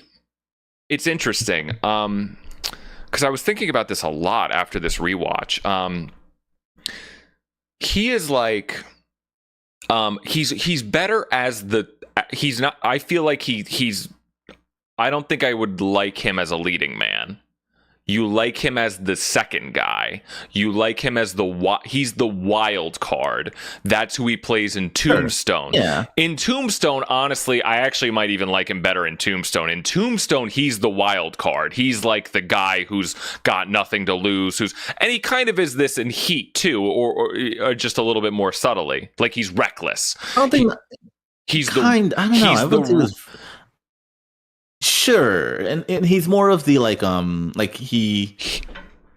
It's the whole part where his is it Charlene, his partner, and De Niro says to him like you need to be able to just you need to be prepared to just walk away from everything if the heat's going to turn on you. And he's not, right? Kilmer's character really isn't prepared to do that. That's where this movie gives him a little bit more depth in that. But I feel like he's still like when you mention Gene, he says like, "Oh, all my money is fucking gone. Like I'm a mess." Yeah, he is like he never has it together. And what you see in a movie from him like Tombstone is he's kind of the badass sidekick to like Kurt Russell, who same thing, kind of a similar dynamic that he has with De Niro in this movie, where like he's kind of, and it's a little bit more explicit in Tombstone, like an old Western, where like if they're in a bar and some guys like step into them, Val Kilmer's like ready to fucking start a shootout in in a crowd of people, where like Kurt Russell has to be like the more level-headed, like put the gun down, let's save it for later. But he is like the wild card, reckless gunslinger, and that's kind of what he's doing in this movie too. But I always feel like I can't, and he's good in Top Gun, but like I just always felt like, I don't know, like it's one of those actors' names where, and I feel like I do this a lot, where I hear the actor's name and I go, okay, what are like the real, like, are they more famous for being a celebrity than they are like an actor? Like he has these few really iconic roles, and I hear he does, like in his filmography, there's like a lot of comedies that he's done, surprisingly. But when you think of when he died, everyone was referencing Heat, Tombstone, and Top Gun. But look at Tombstone. What a fucking cast. God damn. Oh, it's amazing. It's an amazing movie. Oh my God. It's a fantastic movie. It's right up my alley. And he's like the best part of it. He's the best part of it. But I think like, I feel like in a movie with Sam Elliott and Bill Paxton, that's actually really insane to say too. Of course, yeah. But I feel like he's only good. Is Winston still here, by the way? Because I can't see him on my camera. Yeah, I could see him here. Okay. But I feel like Val Kilmer is only good at being that guy, that character. So like, so for sure, like you think he's better. Like he's not really a leading man. He's better as like, I just can't see him being anything else. When he was in Top Gun, he was kind of like an antagonist, like kind of guy, but he was fine. Like he wasn't like the most memorable part of Top Gun. Batman Forever in ages. Like, Gene, have you seen Batman Forever more recently? Because I can't picture Batman. I remember. I can't either. I'm trying to picture his Bruce Wayne, and I cannot. Can I? It. Oh my God, this is where my take was going. Okay, where was it going? It doesn't look like Bruce Wayne. Hands down. No disrespect. Val Kilmer, I think, was the worst Batman. Hands down. Like, he's very handsome as Bruce Wayne, but I can't see like. I'm looking at like that. It looks more like Bond. I could see that being James Bond, not Bruce Wayne. And I'm sure part of that was the movie, but he and here's the thing with a lot of he doesn't talk too much. He doesn't talk a lot. He doesn't talk much in Heat at all. When he talks, it matters. Okay. Yeah. But when I remember watching him as Batman, was it Batman Forever? He's the Batman. Yeah, that's the one that he's in. I remember thinking, wow, Val Kilmer, and I know he was like stepping in, but I remember thinking he is like hands down the worst part of this movie. Because you guys even said it yourselves, like, I don't remember what he was like. He's the least memorable, like, even for good or for bad, he's just there as Batman and there as Bruce Wayne. And I don't even think he talks that much in the movie. So and that's crazy because it's funny you say that too, because he's replacing Keaton, who is very well known as Batman. So I think that says a lot. I think like, he has a charisma, but it's more reserved. I don't know. He's not like the Keaton suave. He's not the Clooney suave. He's more reserved, like badass, handsome, quiet guy. I don't know. It's hard to pin down. And I was thinking, now hear me out. Now this is going to make so much sense because I was thinking about this too. I was thinking, who would be like, if you got a script today and Val Kilmer was like the same age that he was in Heat, and it was like the perfect Val Kilmer character, who else could you see be that type of guy better than Val Kilmer, or to the same effect? And I couldn't think of anyone. I like that you pointed out Brad Pitt, Gene. I didn't actually think of that, but Brad Pitt is just giving Brad Pitt vibes, like the hair and like the look, visually. But he doesn't know. But Austin Butler. I can't. No, but What'd you Brad. Say? Austin Butler. Okay, but it would seem pretentious, like he often does. But Brad Pitt, like, I don't think I remember Brad Pitt playing like a truly reserved, like broken man. Like Brad Pitt has that charisma. He has outgoing, but funny enough, when I was listening to something recently about Heat in prep for this, there was actually someone was supposed to play this character before Val Kilmer, before they dropped out. And you know who? And they said the name, and I like, that makes perfect sense of another different type of Val Kilmer. And it was Keanu Reeves. I saw that. Yeah, he had another obligation. And I thought that is a perfect like like I could see that. I mean, I don't think Keanu Reeves has played like a Val Kilmer type of role, but I could see he could do that. But I enjoyed like Kilmer. Like I don't think I would have enjoyed Reeves as much. In this role, no. My point is, I just don't think he could be like very much more than this guy. Because he's so made for this role. He's so good. Like I don't think anyone could do it better, but he is like this guy, and he's so good at it. But that was my only point. I'm sorry.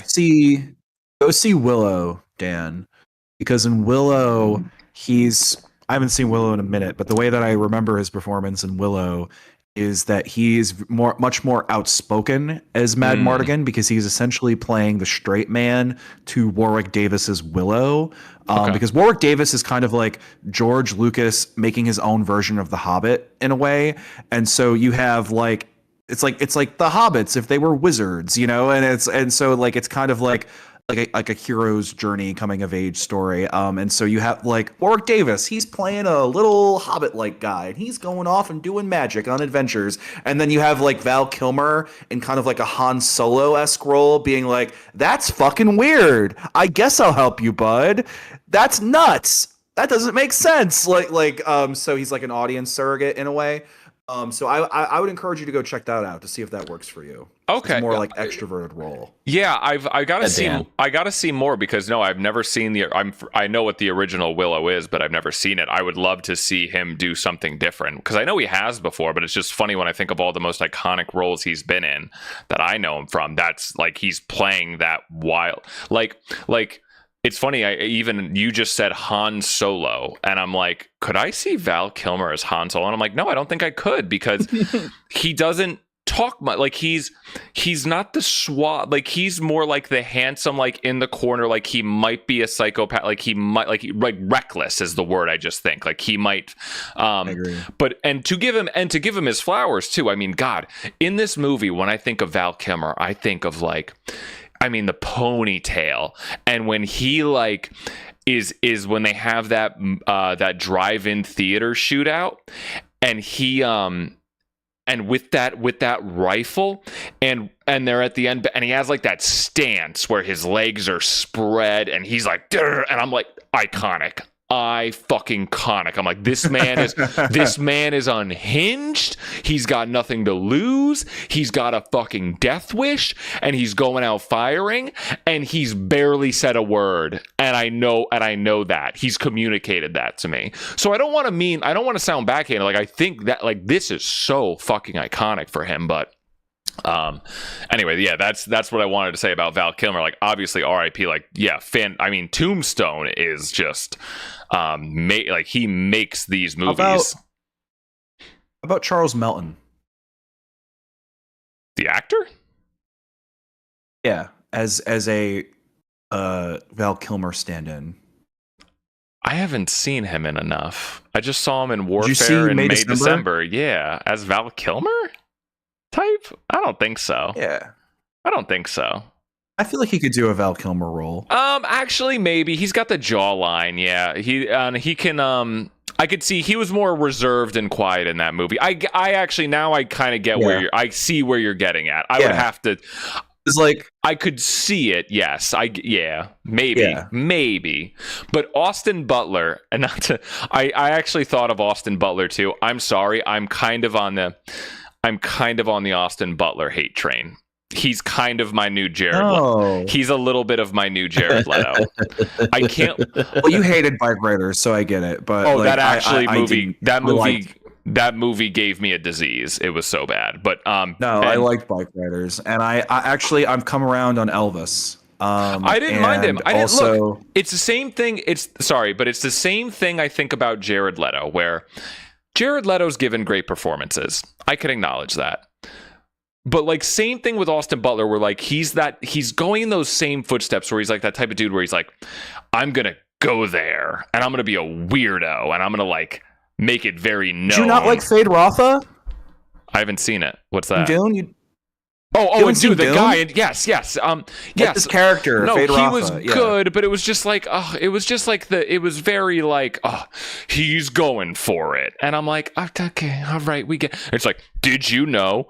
It's kind of like the publicist, like the mythology, like, did you know Austin Butler improvised kissing the guy in the scene? And I'm like, yeah, what who gives a fuck? Fuck off, like you pretentious acting fuck. He gives me pretentious Jared Leto vibes so much. Even though I enjoyed him in Dune, isn't that his whole character in Once Upon a Time in Hollywood? Yeah, Tex Watson. He's just going for it. I guess, yeah, but he's just anyway. going for it. I like Austin Butler. He's a man who's having his moment. This was a Ned's Declassified background character, and he's finally getting his flowers. And you're talking trash right now. I can't wait to see the new Ari Aster movie. I will welcome him in the new Ari Aster movie. Also, he's in the new Darren Aronofsky movie. Oh, is there a trailer for that? I've been so unplugged. Yeah, it dropped today. I've been so unplugged for the past week. I'm like, I have to like read discussing film for 3 hours now. Yeah, it dropped today. Okay. Anyway, back to Heat. So this is yeah, let's talk about a little bit about Pacino, because it's funny. You know, he's in Sharpay's Fabulous Adventure. Sorry, but so Pacino, I think it's even just. I mean, obviously, I almost just think it's like a little reductive to even like. I think there's more going on with his character than just him playing it over the top. Did you see what Pacino said about his character, like how he envisioned it? Well, that he was on cocaine. Yeah, and like thinking about it, I'm like, you know what, that would make a ton of sense. That'd be so good. And I think he basically, yeah. Oh no, finish your thought, Dan. Also, when I was watching that Q&A with Nolan a few years ago with all of the cast, I think like that was the first time. I think Pacino like all but basically admitted that he was on cocaine during the making of this movie. It was the 90s. Before I like read that factoid about like he based the character as being on cocaine, when I was watching the film, I was like, he's like tweaking right now. I thought that. I was like, is he doing a coke addict? Like is this a thing that's going to come up, or is this just like part of the performance? And then I read it, I was like, oh, that clicks. Like, yeah, but I think that was like a new piece of information that he dropped a few years ago. I'm pretty sure that like it wasn't like everyone always knew that he was like, but like, yeah, I don't think he said it verbatim, but I think he all but said like he was on cocaine when he was making this movie. No, there's a funny thing. Like I kept laughing at him because he's almost doing like this weird, like, because there are parts in this movie, like, because he comes into the opening scene and he's like, okay, you guys do that. He does the thing where it's like, guy that's just great at his job. He commands the scene of the crime and he's like, this is what happened with this. These guys are doing this. You got to do this. Okay, well, then we're going to start with this. He immediately commands the scene, and just a guy that immediately knows what he's doing and is just showing his credentials and how good he is at his job, right? And how obsessive he is with solving these crimes. And he's done this for years. Like you just audit, like it's all just being communicated so well. But then like what gives him like texture is it's not that it's just Pacino going over the top and having these funny lines. Sometimes, not all the time, but sometimes when he's being very over the top and insane and like making these quips, he sounds pretty like they come off pretty lame sometimes, and like, oh, you're trying too hard. Like I forget, there's the scene where he interrogates the one guy, the black guy in the yard, and he leaves and he said something so goofy. he said something so corny as he exits, but I think that's almost like it's almost like this it's kind of like how it reminded me of like Tarantino, how like Tarantino like in real life in interviews, like you can tell he's trying so hard to sound cool in his own 70s style way and like use his little lingo, and he's like trying like Elon Musk but worse. No, but Tarantino's earned it, like, so it's endearing. Oh, for sure. Like, it's endearing. And I think that's kind of the same. That was what it was reminding me of. It's like he's almost trying to, like, sound like a hot shot, but he's failing in some point. Like, he's just falling flat. But it's kind of, I like that. Character. No, but that's what I'm saying.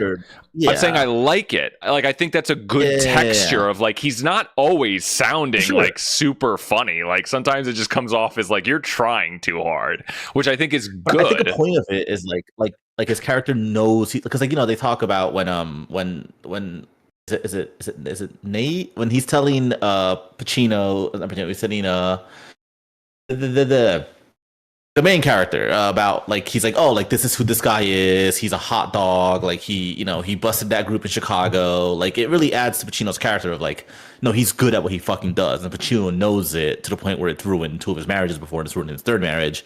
And I just think, like, I think a part of it's like he doesn't like, he knows he has a reputation, you know, so maybe he like wants to play it up like his own lore, maybe his own like. What's up? So that's like the Pacino that we have in this era. So like Pacino, he kind of gets his big break with The Godfather, and he's like this young acting student who's like, oh, he's really good in this movie. And so he starts building this reputation in the 70s and 80s as like this master actor that we all love to go and see. We all hold in great reverence. And then he finally gets his Oscar in 92 for Scent of a Woman. And then everything after that, he sort of settles into almost like self-parody, where he becomes like a caricature, where he's doing these types of roles, where he goes to what people call, oh, he got a proud award from overacting school, you know, like he's doing these like over-the-top performances that aren't always called for, that people nowadays reflect on, and that's kind of what they think of when they think of Pacino, is that he's a little bit ridiculous because he's past the point of trying and just do whatever the hell he wants, because no one can really tell him no, because he's Al fucking Pacino. He's having fun with it. Yeah. So that's like the era that we're in at. That's why we're getting this kind of performance from him, and why he's doing the character. Listen, I ate it up. Like. From no, it's great. That's it's the first great. time you see him, like even the parts where he's like when he's at home with his family, like it's all right. But when he's like at work being like a cop, like that's when I'm like, oh, like he's just eating this shit up. This is great. Like I love I love when they're at the, what is it, like there's like the shipping containers, and they're like what are they looking at? And he realizes, he's like I think I know what they're looking at. The LAPD, the Los Angeles Police Department. He's like looking around and waving, like it's so good. It's so fucking good. Do you guys have like a favorite like scene? Because I can tell you mine that I just like, that really like sticks with me. Oh, the shootout outside the bank. Yeah, that was awesome. That's such a good sequence. It's so good. It's a little like annoyance of mine. It's a great example of just like infinite movie ammo, though, because they just fucking not. Fully automated. They did not. They reloaded. No, they reloaded. They reloaded. Sure. Dan, you can go through 30 rounds though, full. Because you go 30 rounds full auto in like seconds. Listen, what do you mean? This is the LAPD. The LAPD is notorious for solving problems of just spraying bullets everywhere. So that was real. The LAPD, that was bank robbers. They're just fucking unloading a 30-round magazine of a fucking M16 style rifle. Does not, you rip right through that. So it's just like, and yes, you see them reloading a few times, but Val Kilmer is just fucking lighting them up, and I'm like, you should be out of ammo by like a while ago. But it's good. No, it was awesome. It's a movie. The sound is amazing. You hear the sound design was fucking incredible. Did you guys know the whole thing about the bullet sounds?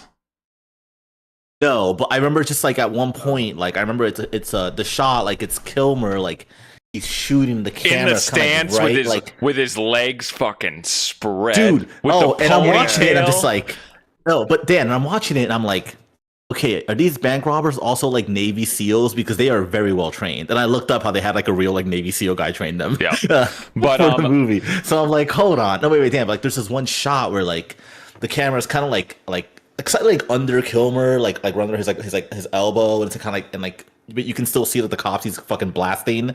And I just took a moment to like appreciate the sound design because they have like the camera like the guns right there, and they really played into that where it's just like boo, boo, boo, boo, boo, like it's so fucking good. Yeah. No. No, my favorite shot that sticks with me real quick is just when they're in the tractor trailer, is it? And they're watching them try to break into the metal building, and the one cop like makes a noise, and the camera just focuses on Pacino and then cuts to De Niro, and they're just looking at each other, but they're not. It's so fucking good. Like it's just focused on them for like it's so tense, you know. And De you see Niro, just it's like tense. he's Yeah. just putting it all together, and Pacino's just like a great furious scene. because it's so good. But like just the cuts to them, like it's just their face and they're staring at each other. I'm like, oh fuck, this is good. And De Niro just calmly walks into Kilmer. Yeah. He goes, pulling out. Pulling out. We're pulling out. We're leaving. Oh. But they listen to him. Like I do like how they don't question him. Like okay, like I love that. Like I feel like a lesser movie would have created conflict there, and I feel like lesser movie would also created conflict when when De Niro's asking them like, do they want to pursue the bank heist? You know, and the one guy is like, I go where you go, and he's like, no, like I want you to decide for yourself. Like I feel like a lesser movie would have created a little more, like would have felt the need to create conflict between them for the sake of conflict. Not this movie, baby. This movie is like, no, like he's their leader. They trust him, you know. They're He's gonna trust his professionals team as well. Yeah. They've been doing it for a long time. Oh, there's the driver that turned on them. Sure. Yeah, the original. If I had a nickel for every movie that I've seen in the past month where Danny Trejo dies a brutal death, I'd have 2 nickels. we'll 'Cause I watched him die we'll, in I watched him die in Predators too. we'll get to that. Yeah, no, oh my God, there's where did I want to go next? Yeah, God, that was just so much good stuff. No, yeah, or with the bullet sound effects. This movie is has a famous reputation for the bullet sound design when they're firing guns, because I guess I'm imagining they didn't use real guns, but what they did was they very strategically like somehow put microphones on the guns, and Interesting. where most movies will add gunshot sounds in post, the gunshot sounds are in camera. They fired blanks. Yeah, and They fired blanks. yeah, well, that's I read about why that. the gunshot sounds are so iconic in this movie and so visceral, and it's so gritty, man. Like that's what that's why I get so much out of this movie. It's so exciting. It's so tense. Like tense is like the word. But yeah, Like, I read they trained with live ammunition. I guess And they just used blanks, and I'm like, oh, okay, cool. there was like an IMDb trivia thing about like Val Kilmer when he actually reloads his mag. Like that was like the most proper like Navy SEAL way to do it, or something, or Marine way to do it. I don't know. But yeah, and it's kind of funny because I think in the structure of this movie I really love too, because I feel like they get to that, because you guys keep referencing like the bank scene, which when you watch this movie, I feel like for the first time, that's you, or at least because I haven't seen the movie in a little bit, or at least not, I put it on all the time just in the background, but the bank scene is kind of the climax of the movie in a way, or it's like the end third act. But Gene, I think you're muted. Yeah, you're muted. I can't hear you. No green circle. Oh, there. I have some thoughts on that, but yeah, There you go go. on. But yeah, I'm still I here. actually. You not hear me? No, we got you. But yeah, no, I You hear me? loved. Yeah. Yeah. But Can you hear me? Oh, can yes. you not hear us? Yeah, we can hear you. Yes. Good? Yes. Okay. But no, yeah. I kind of love how they kind of are building up to this bank scene. Am I delayed? Can you guys hear me now? A little bit delayed, I think, possibly.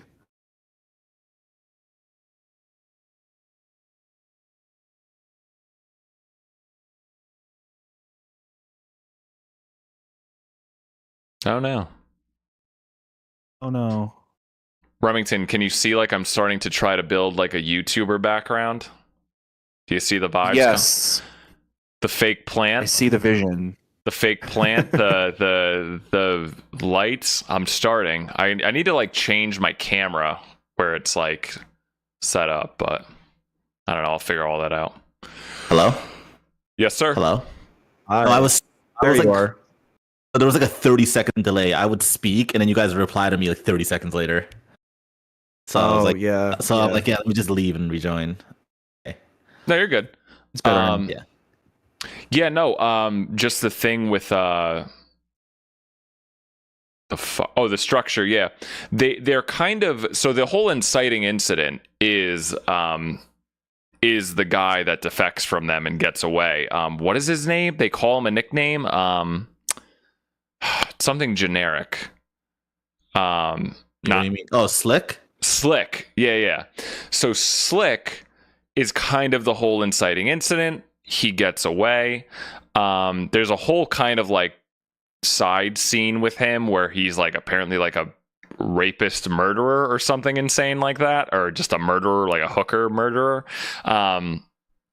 So yeah, he's real unhinged. you even get like a scene with him, and I think that's kind of, we'll get into like this movie, like why it's 3 hours long, or I have some thoughts on that. But you get these asides of like character development that I don't think would be in most movies. Like I think that whole scene of him like in the hotel room hiding out with the hooker, I think that wouldn't have been in the original script. But so he kind of is like the first inciting incident, like the problem. And then you get Pacino on their tail, and they're kind of like just going about doing jobs, and they realize they have all this heat on them. And you see like, and then you have the whole thing with the guy who's the guy from The Dark Knight who screwed over De Niro. Yeah, a lot going on actually, and then the relationship between De Niro and the girl. But they It's funny that in this movie that Slick is like this like Hunt for Osama code name. It's like, who is Slick? We must find Slick. We have to track down Slick. It's like, guys, I don't think that's that special of a nickname. Like I don't think it's that significant. It was, and then they're like, actually, if you saw, that's his calling card, and if you know that's Slick, then you can track him down. It's like, no, I think it's just a thing that people say. Like, it is a very generic name. When Pacino goes, "What did you say he called himself?" and I'm like, that's kind of a generic name. Like, but I get it. Yeah, I thought the same thing. It's like- I thought the it's same like- fucking thing. I get It's it. like if he's like, chill out, buddy, and Pacino's like, what did he call him? We have to find everybody in the city now. We have to. Insert Miles Teller and Fantastic. Like, say that again. Yeah. No, but it's funny how like they keep talking about like, okay, things are getting a little too hot. What if we did this like one last like risky bank heist? Got some heat, Daniel. They got some heat. They got It's some the name heat. of the movie. Get it? And get and get out of it. And I really like how they kind of get to that pretty relative to the runtime of the movie. That's like the climax, but then you have like another 45 minutes of fallout. For me, that helps it. That helps like, oh, you get the big thing, and then you get like this extensive 45 minutes of like fallout. I think it's about 45 minutes, and I loved that. It's it's a while. It's very exciting. Well, because I thought the movie was building up to like the bank heist was going to be the last like half hour, maybe. Right, I forgot that it wasn't that. Well, to the point where when they start the bank heist, when you see De Niro's character, his name is Michael, right? When he goes into the bank, I thought he was like scoping it out at first, and then they start, and I'm like, oh no, this is the heist. To the point when they're sitting there, and Danny Trejo's character, his name is also just Trejo, which I thought was really fucking funny. Right, that's anyway, when he when he calls him on the payphone, and he's like, "Oh, like, it's kind of hot right now. Like, there's cops all over me." I thought he was just calling them to let them know, like, I can't meet you guys. We find out he couldn't meet them at the heist, but like I thought he was just kind of like informing them, right? But anyway, like, so I thought like, oh, I guess he's scoping out the bank. They're gonna go through with it, and then like, oh no, this is it. Like, we're doing it right now. And then I took note. I'm like, wait, there's like an hour left in this movie, and I'm like, wait, so I'm sitting there like, oh fuck, okay. Like, I thought it was gonna end in, I figured characters are gonna start to die, right? You're in the bank heist. I thought it was gonna be an ending where they're all slowly killed off in the heist, and maybe you see like a bit of a chase with Michael being chased, and he ultimately does die in the end anyway. But I just didn't think it was gonna do like the whole Fallout part of it, as you said, Rogue Dan. One signing off. Yeah, basically. Yeah. No, I'm thinking about it. I'm thinking. I just about rewatched Rogue One too because of Andor. Yeah, no. Did you rewatch Rogue One, Remington? Sorry, Dan. No, it's okay. I did. I watched the good half of the movie again recently. Oh, so basically the entire Scarab section, which is incredible. I watched the whole thing, but yeah, and like the scene before that on Yavin, but yes. Oh, because you love the 3PO and R2 cameo. I know. It's like I don't hate it. It's not good, but it's like inoffensive. I didn't hate it. Yeah, I mostly the cameos I don't like is like the Cantina guys randomly showing up. It's so stupid. That was egregious. And like I can live with Tarkin, fine. I just don't think that Princess Leia should be there at the end. I can live with Tarkin as well. I really don't think she should be at the battle. I really don't think it makes sense. And I think the ending is stupid, where it's like it's like, what do we have? We have hope. Shut the fuck up. I do love just the recontextualization of Vader watches the Tantive 4 take off. So then like 10 minutes later, when Leia's like, I'm on a diplomatic mission to Alderaan, like, no, dude, I just watched you take off 10 minutes ago. It makes no fucking sense. After I murdered like 15 of your men in a hallway. It makes no fucking sense. The title crawl, the opening crawl in A New Hope literally says they beamed the plans to them, not we're going to play relay tag and get the plans onto the other ship. No, they did. Jyn and Cassian. They didn't beam it to the Tantive 4. Yes, they did. They beamed it up to not Admiral Akbar. A ship. They beamed it to a different ship, and then they relay tagged the plans to the Tantive 4 in Rogue One. That's not what the opening crawl says. What does the opening crawl say? What does it say? Absolutely beamed it to them. What does the crawl say? I don't remember word for it. I have to watch it again. I know it says they. It says that they like stole the plans and then they beamed it to the Tantive 4. That's not what happened in Rogue One. So it clearly sets up the fact that a heist happened far away and then they got it to the Tantive 4 by beaming it. Whereas, like, which makes sense because also it makes sense in the movie Rogue One when Bail is like, I have to send, where they're like, we have to go and get your Jedi friend. He's like, oh, I have someone who can go and get him. And he's like, yeah, she's never let me down. Okay, so if you're on the super secret mission to go get Obi-Wan, why the fuck did you go to Scarif? Or you could die. It's a suicide mission. No one's expecting to get out of there okay. It's just kind of like put all the chips in moment. It makes no fucking sense that she's there. It's just a stupid cameo. It doesn't need to happen. It looks terrible. All right. I agree. I don't like the Leia cameo either. I do agree with that. Here we go. We're gonna. Before we go back, I do want to add. I've listened to that podcast on the making of Rogue One. It's called Growing Rogue. And they talk about how like Gareth Edwards and all them are like huge fans of Star Wars. Like they were like kind of fanboys. So I'm like, okay, I can see why they were like, we have to play with all these fun little toys. Like, whatever. No matter how egregious it is. That's what happened in the movie. Because that was that era, right? Because that was that era of Disney Star Wars where Disney bought Star Wars without really like a plan, and then it got taken over by people like J.J. Abrams, whose idea was, well, we hate the prequels, they hate the prequels. Let's just try to capture as much Gen X nostalgia as we can out of these movies, the originals. And so we're just going to make like weird copies of them and then sell that to be these like disgusting derivatives. That was the whole idea. They also straight up stole Gareth Edwards from, is it Universal? Because he did Godzilla, and then they were supposed to do a second. He was supposed to direct a second one. And he talked about it. He like it just never really happened.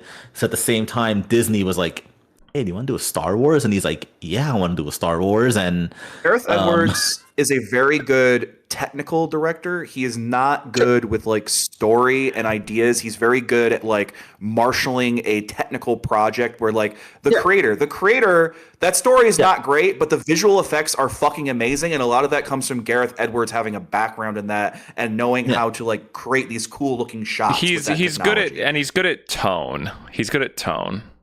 Yeah. Thing, because Colin Trevorrow was also like involved in it, and even though Rise of Skywalker's hot fucking garbage, I remember being pissed that he was gonna do Episode 9 because everyone's like Jurassic World was, and I'm like, okay, listen, it's not that good. Did he do Dominion? Because Dominion or is it Fallen Kingdom? Which one did he do? I don't remember which one he did, but that was like his because Fallen big Kingdom credit. was so fucking bad. I hated it. So I think I'm gonna look it up now before we go back on Heat. Someone talk about Heat real quick while I look this up. Back to the movie we're supposed to be talking about. Rogue One sucks. Oh, he co-wrote fine. Fallen Kingdom. Fallen was so fucking bad. I hated it so much. Anyway, they were like, we're gonna have him do Star Wars because Fallen Kingdom was so good. No, it wasn't. It's fucking bad. Yeah, you'll get me on a whole fucking Star Wars tangent. Let's It not made do $1 billion. Jesus Christ, nothing is sacred. that. And I like the first Jurassic World. Sorry, I'm on talking about. Oh, Sorry. ugh. Now we got to that. Let's go watch the new one because Dan's wife is in it. Ugh. Yeah, I'm gonna have to watch the new one because it's Scarlett Johansson's in it, and I want to. Yeah, Dan, you're gonna be there because Dan, you're gonna be right there watching her because you love her. She's not my wife. She's fine. You know. Oh no, it's Elizabeth Olsen. Yeah, Elizabeth Olsen is my wife. ScarJo looks. Okay.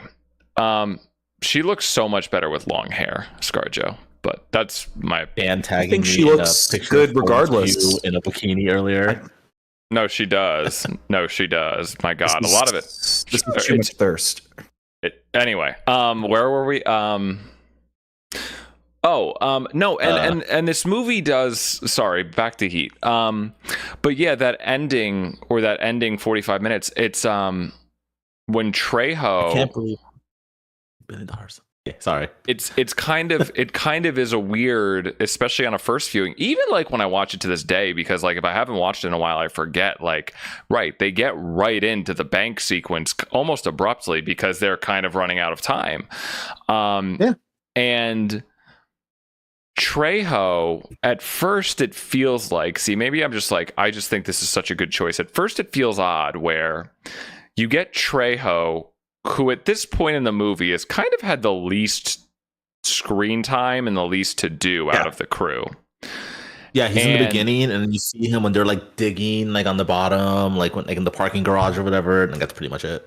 Yeah, He's just their driver, right? Yeah. So he doesn't really have, and I kind of, I love all of this because at first I feel like you would think, okay, what is, I don't know about this, because. Yeah, it's like kind of abrupt, like where I get it, Gene, where you think like they're just scouting it out, and then it's like, oh no, this is the scene where they're doing it. And Trejo kind of has that call where he's like, hey man, I got the cops on me, I can't make it. Like I gotta leave. I got the heat on me.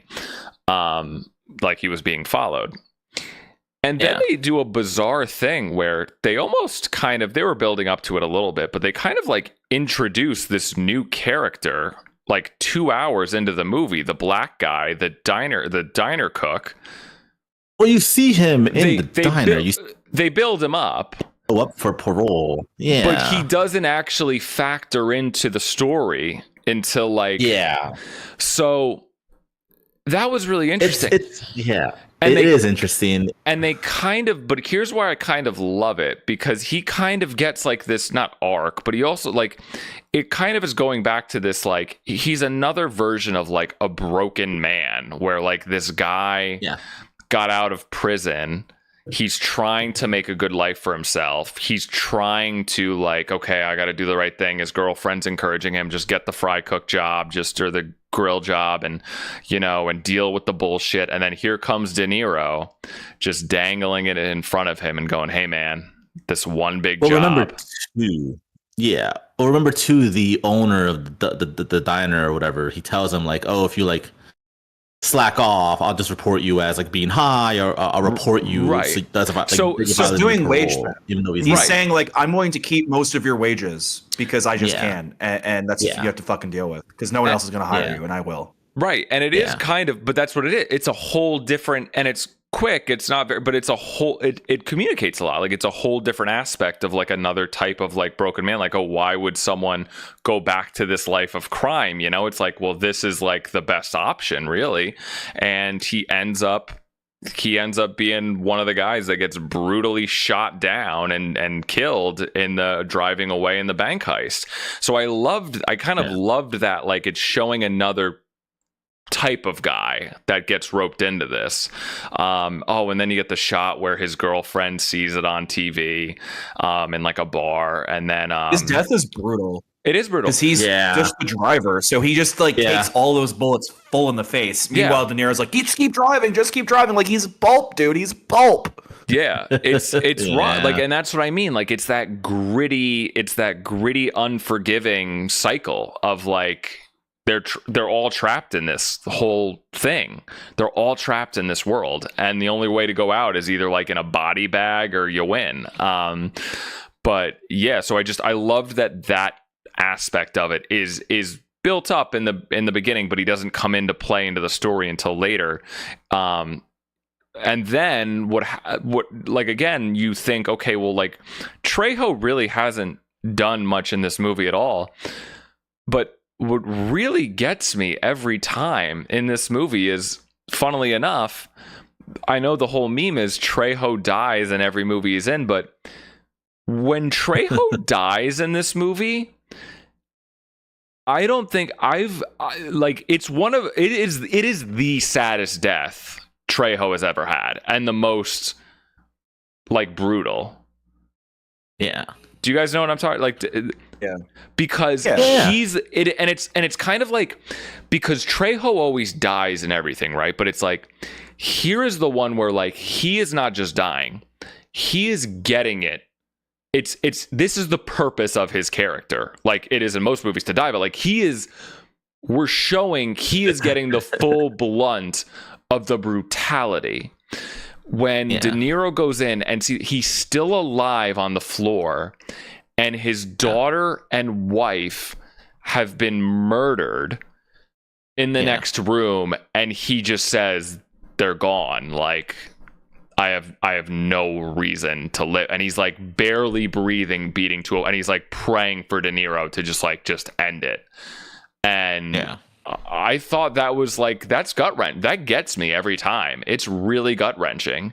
And I don't think I've ever seen a Trejo death like that, where it's not almost like there's not a tongue-in-cheek aspect for it. It's like he is meant to show the absolute most, like, it's not just you're dying, it's not just your family is dead in the next room, and he's still like, it's the most brutal part of the movie, like, it to me. And just, it's where that House of Cards, you see this in other Scorsese movies like The Wolf of Wall Street, Goodfellas, where it's like, you know, the character gets built up and then you see their fall, like the rise and fall of these people. But in Heat, it's kind of like the fall is so much more brutal, and you see it happen in so many different ways. So I think while the movie is 3 hours long, and while there's a lot of scenes and a lot of characters, I feel like it's communicating that those broken men being like so trapped in this and just destined for like tragedy in the best way. Like just communicating that. But yeah, in the most visceral, gritty, but yeah. Anyway, sorry, I don't know if you guys have any. Well, because there's like a theme of kind of like family annihilation, right? As like a symptom of patriarchy, right? So you mentioned Gilbert Trejo is literally his character's name. So like him, yeah. So him flipping on them and then putting himself vulnerable that leads to like the death of his family and his death, right? Them trying to do this last job ultimately causes Val Kilmer's character to become separated from his family and his family to fall under intense law enforcement scrutiny probably for the rest of their lives as long as Val Kilmer's character remains at large. You know, by continuing to chase them, Al Pacino's character is essentially setting himself up to lose his family, right? Like he sort of rekindles with the mom when he like saves the daughter. Shout out to Natalie Portman. We love Natalie Portman. This is an early Natalie Portman role. We'll talk about because that. we haven't mentioned that yet. But Well, like he second does full save movie. her, and they do come back together. But they conclude where it's like, yeah, we both care about the girl, but like this isn't working. And that does like you're still gonna want to get your man, and that's just not what I need in my life. I need like a husband. I don't need like this cop I share a house with and fuck sometimes. And so like he's and also like De Niro's character, his whole struggle is like his ethos is I was trained by a guy. I have to drop everything at a second's notice. Like that's the only way I can keep doing this. And it's like his struggle is: do I keep living by this role, or do I go off with the girl? I could have this whole happy life and start a family with this girl, but it requires me to give up the thing that I know and the things that I care about. This thing that I built my identity around, and he just can't do it. He almost gets away with it. He almost threads the needle by like going off on the plane with her, but he just can't let it go. And so he goes and like, which ultimately leads to destruction by going and killing Waingro. That's his real name, by the way, Waingro. We didn't call him Slick because that's what they call him, but his name is Waingro, Yeah. and they call him Waingro throughout the movie. That ultimately is why Pacino is able to find him, and they eventually kill him in that like duel, that chase duel towards the end. So there is this theme because it's analyzing patriarchy, right? And like the downfalls of like what patriarchy does to men. Because these men think that they're finding fraternity in law enforcement or in like heist crime, but this fraternity is only leading to their doom, right? It's fueling their addictions, it's destroying their families, it's wrecking themselves, and it's ultimately leading on a path towards their own deaths. So that's kind of what's being portrayed here. Right. And you can't get out of it. And I think why I really like the black guy inclusion is like economically, like, and just like that was his way out. Like it's the classic like just get your way out of it, like of the struggle. Like he saw, like, I like that there was that version of it. Does that make sense? Like that storyline was there. No, I get what you're it's saying. a different version of like, oh, I got to get back. And yeah, like it's just going to ultimately lead to the doom. Like I can't believe how good like each person acts and like what purpose they serve in this movie. And yeah, you kind of touched on it where there's the whole storyline too of De Niro finding love with someone. And there's that great scene. Oh God, I love De Niro in this fucking movie. Because there's the scene too early on, like in the middle, where you get a scene where you never really know until this scene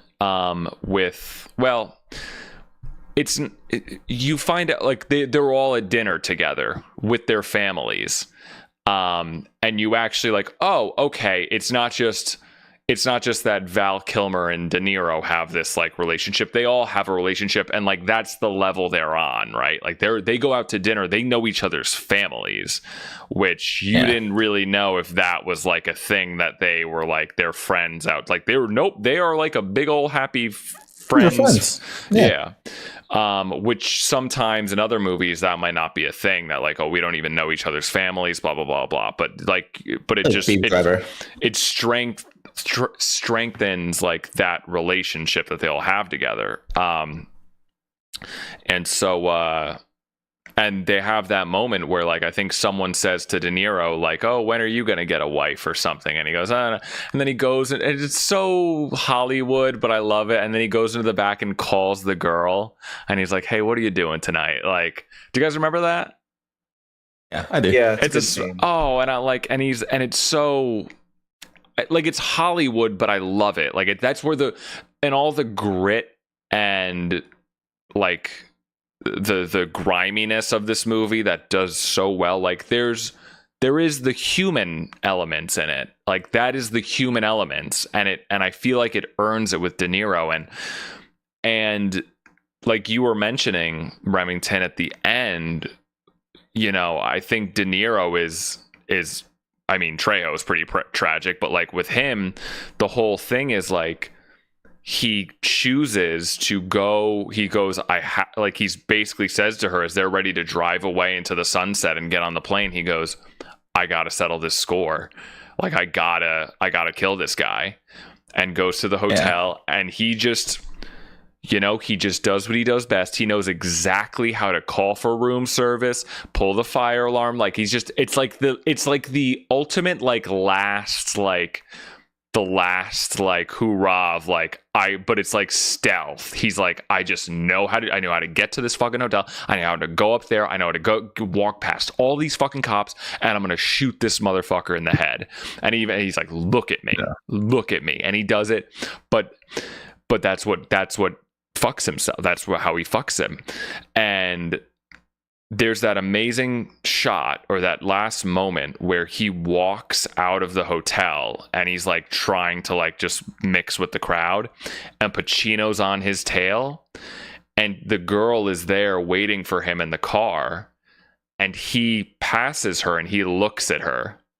And it's brutal. And he has to just like, it's quite literal. It's like, there's the life that I could have had.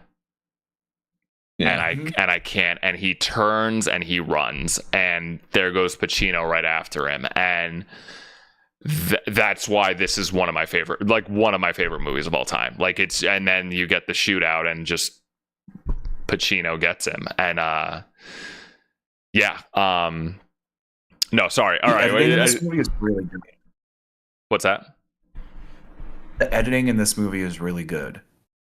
Like, yeah, I like the scene structure and everything, like where they go from where. Like, I think about like the editing. So when they first try to kill Waingro, right, they're gonna like take him out behind the diner and kill him. Like the way, and he like gets away, and they're like worried about like the cops going by, and all those like quick cuts are like really good. And then he's like, "Where the fuck did he go?"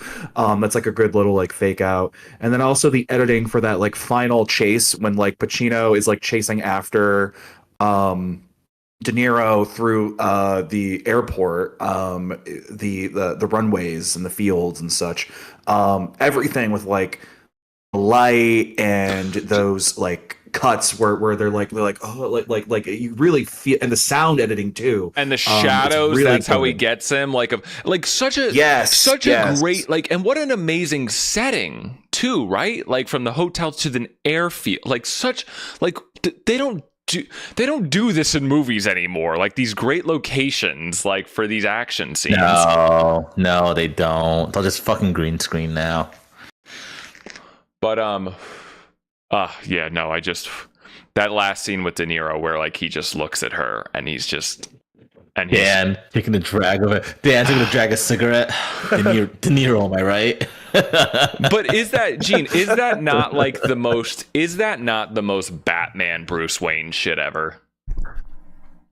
What? Like what do you mean? Like he, oh, there was the life that I could have had, but I chose. Yeah, I mean, yeah, for sure. I mean, like in a different way, but yeah. And I think he plays the part where like he keeps talking. He wants to go to New Zealand, right? That's like his plan.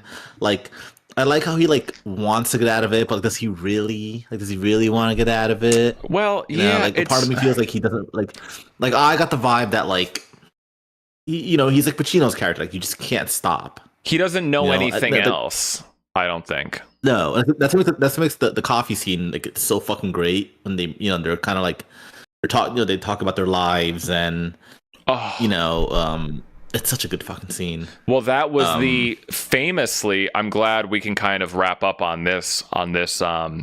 I'm kind of glad that you brought this. Sorry, did you want to continue? Sorry, I cut you off.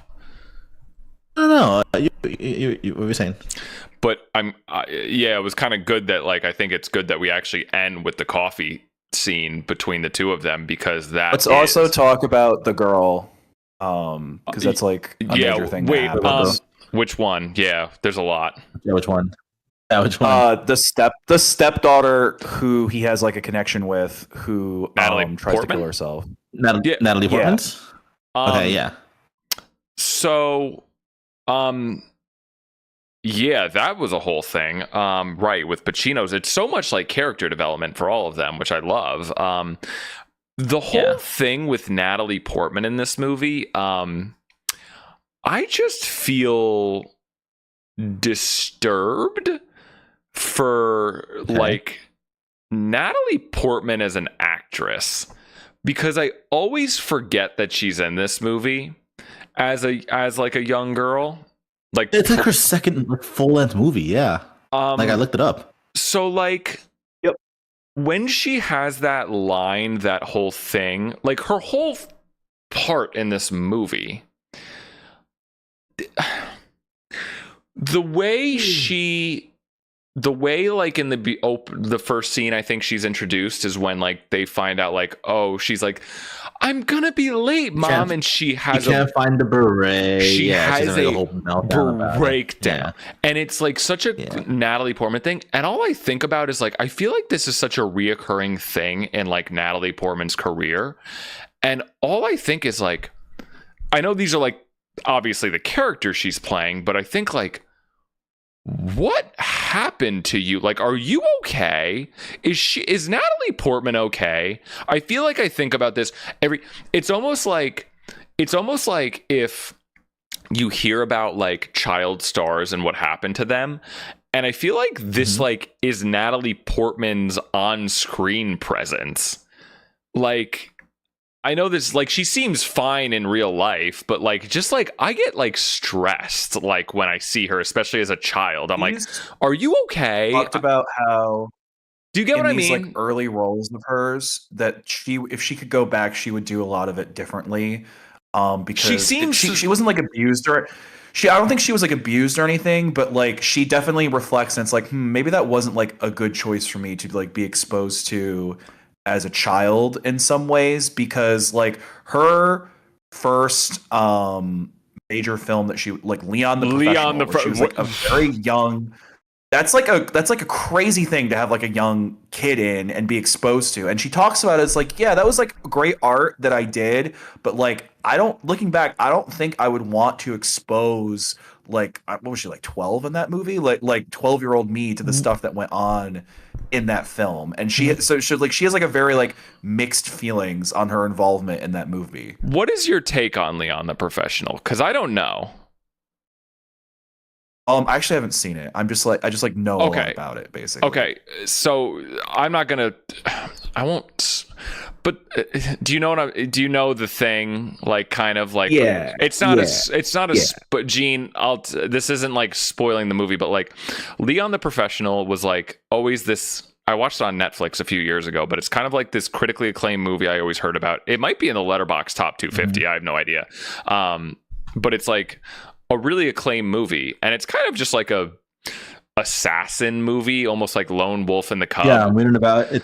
Where this is Hitman, yeah. But it's very like Natalie Portman is 12, and he ends up taking her under his wing, and it's very, very heavily implied in the movie, like two like creepy ways, that this like middle-aged Frenchman who's like doesn't know any better is like starts sleeping with like a 12-year-old Natalie Portman. It's very weird. Like, and I feel like I'm not even doing it justice. Like, there's like a scene where, and it's like hinted at, where like she's becoming. It's like, it's not that like she finds an affection in him, where he is like, it's that like yeah, it's just like it's that like she starts to like there's like a literal shot where like she's like I sleeping mean, and about she's the like is it the director? it's a whole thing. Yeah. Anyway, but anyway, so Yeah, I like mean about that was that. like her Yeah. first big role. And then I see her in this and she's like freaking out and I'm like, is this like 13-year-old girl, like, is she okay in real life? Because this is very like she's giving a really good performance and I get that it's the character, but it's like and then Black Swan is like a girl that has been tortured, of like been made to be like a child. Like I just feel she's I don't want to put like Natalie Portman is like always playing a girl that like feels like she's so damaged and has like been molested or something. And I'm like, and then May December of it all, like I'm like, what is going on? Were you okay, Natalie? I hope you're okay. I just hope she's okay. I just hope she's okay. That's all I'm Child saying. actor in the She's 90s like and early 2000s. She's so a normal you know. girl in Garden State. Good. I've never seen it. I've only seen it where she just seems extremely damaged and like sexually abused. And I just Zach hope Braff's weirdo movies, mid-movie Garden Where does, State. where I does just Star hope- Wars fall into it for her? there's another one. She's grooming Anakin. Star Wars. I just hope represents she's her okay. Star Wars represents her transition from like child actor to like young woman. And so like Star Wars, everything from like Attack of the Clones and before, she's reflected on with like a bit of like a grimace, because like she would want to protect her younger self more, because in the same period she's like going through puberty, and so she's getting like all this like weird fan mail from like creepy dudes being like, I noticed your breasts are growing. Yeah, it's like weird gross stuff. I also think she's talked about like having like a like Moby, like the singer Moby was like very weird to her Yeah. in that same period, like creepy was to very her, what? and so Oh, like yeah, I've heard she has like a something weird. yeah. Yeah. And so like all of those movies leading up to like Attack of the Clones, like were like I think she overall had a good experience doing the prequels, outside of like fan reactions, but she's talked about how like, yeah, I would maybe not wear a crop top in Attack of the Clones if I could do things Yeah. differently, you know, at that age. That was probably not a good move. And like she's talked about how like, again, she has like a mixed feelings towards Leon the Professional, because it's like she's proud of like the art that she was doing in that film, but like she's like, yeah, I would not expose young me to this if I could do things differently, you know, these things that happen in this film. So like, yeah, it's a very 90s are like a weird time for her. And then there's like the Black. Have you seen Black Swan? I feel like Remington, you would love Black Swan. Yeah, you. No, Yeah, I haven't seen it actually. But it's. I'd love to see it. But I haven't I think watched it. that's what she won won Best Picture. Did she win the Oscar for that? Yeah, that was so she. Yes, that's what she won her Oscar. That was the for, I'm pretty Aronofsky sure. one, right? Yeah. Yeah. But that was where she was first nominated for. But yeah, that's what she won her that Oscar whole for. like the whole thing was like she's like being kept a child like in a grown woman's body, and like that kind of felt like I was like, this kind of feels like your career in a weird, I don't know, she just always, and then May December feels like a late stage, like, oh, she's kind of like, it's always just like this sexual damaged past or like adolescence being taken from her May at a December young it's like age. flipped on its head. Yes, It's right. May December, yeah, because like It's she not is the her. one that's like, yes, so like she is preying on why am I blanking on her name? Oh, what's the actress's name? Julie. No. Julianne Moore. Julianne Moore, What's yeah, wrong with yeah. me? Yeah, so like she as an actress is kind of like preying on Julianne Moore and Charles Melton's character's life story to be a character in a movie that's getting, I don't remember if it's a movie or a miniseries, it's being made about this real life thing that happened in the 90s. And so we discover that, like, as is often the case with sexual abusers, Julianne Moore's character was both the abuser of Charles Melton's character, but also was abused herself by her father.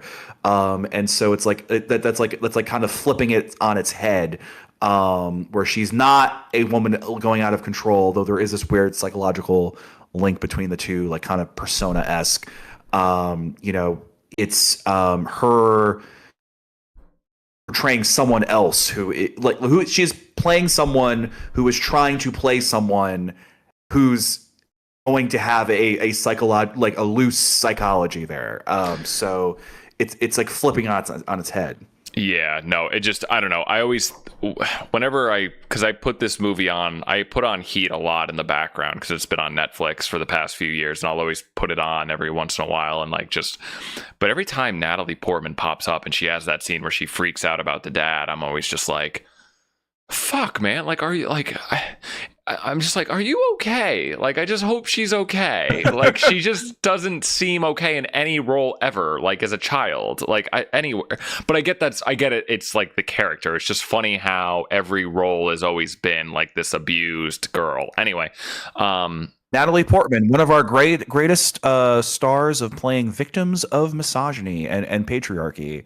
Yeah. But anyway, that's what this character's doing, right? Like the whole idea is like that she's this way because her dad doesn't care about her, bio dad doesn't care about her, so it's like negatively affecting her mental health. And because Al Pacino, who she has like a great connection with, is too busy on the job, he's not there to catch the warning signs of what's going on with her. And so eventually she tries to kill herself as like a desperate plea for attention, basically, because both her parents are like doing their own thing, too lost in their own bullshit. And so, had patriarchy not kept Al Pacino away from his family, he could have prevented this terrible tragedy. Right, and that's the whole cherry on Al Pacino's story. Yeah. But yeah, anyway, let's close with that coffee shop scene. I mean, that's pretty much the apex, like one of the most famous scenes in the movie. I don't know if you guys know, but Remington, you might, like, famously, this was after The Godfather, after De Niro has had all of his success. This is when both of them are basically the hottest actors ever in these like crime wave movies of the 90s, and this was the first time they ever shared the screen together. In that scene specifically, and that was a big thing at the time. And to me, it was a big thing. Like, even seeing it for the first time, like, oh shit, I don't think I've ever seen these guys on screen before. Their scenes are separate in The Godfather Part 2. It's like a different part of the story. Well, right, so the prequel thing. Yeah. I think the only time Pacino has ever been in another, was it The Irishman? I don't think, see, like, you always think of like Pacino, De Niro, Pesci, Scorsese, and I'm like, I don't think Pacino has really been in another Scorsese movie, has he, other than The Irishman? Oh no, I don't think so. He wasn't in The Wolf of Wall Street. He wasn't in Casino. He wasn't in, I don't think Pacino's done a lot with Scorsese. I don't think he has, no. Other than The Irishman. I think it was just The Irishman. Yeah. Let me look at his filmography real quick. Also, one of Pacino's other most famous roles, I do really love the Godfather movies. Scarface, I can do without it. It's fine.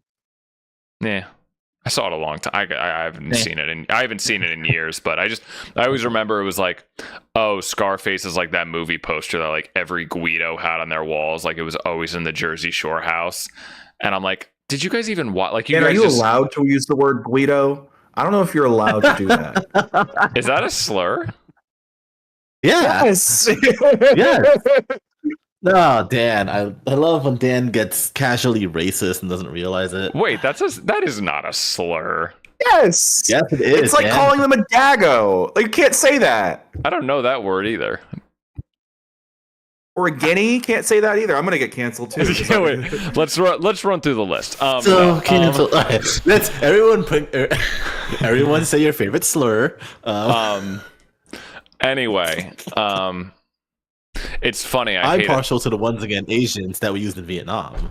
I love Italian movies. I just hate Italians. But what were we talking about? So yeah, no, that last scene was was just so impactful, where they literally just get eye to eye and they say like they realize that it's like the Joker and Batman scene right at the end where they realize like, oh, we are basically the same person effectively. But I don't know if you guys have any other takes on this, but yeah. It's a great scene. I really like that scene in the coffee house when they're kind of sizing each other up. And they, like you said, they kind of realize that they're the same, not even that they're the same person. They come to a form of like mutual respect because they realize that they are essentially two men cut from a similar cloth who just happen to fall on opposite sides of this issue.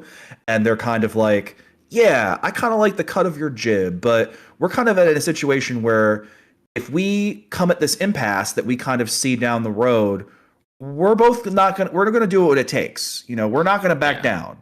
We're both we both respect our calling enough and we respect each other's roles enough not to expect any less.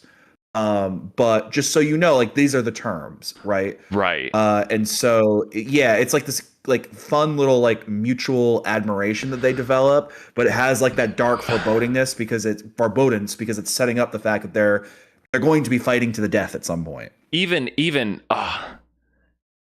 hearing you talk about it, it just gets me like so much more like I'm just like thinking about it, getting like so passionate about it.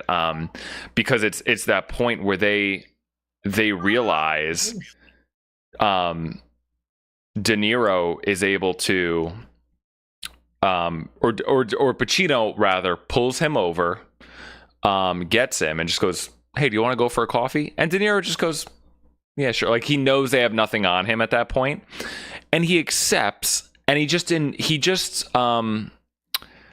humors him so much into this scene. And it's because I think they just kind of realize, these two men alone in this moment, they really realize that they kind of want to have this engagement because they understand that you and I, there's no one else in the world that can relate more to me than you.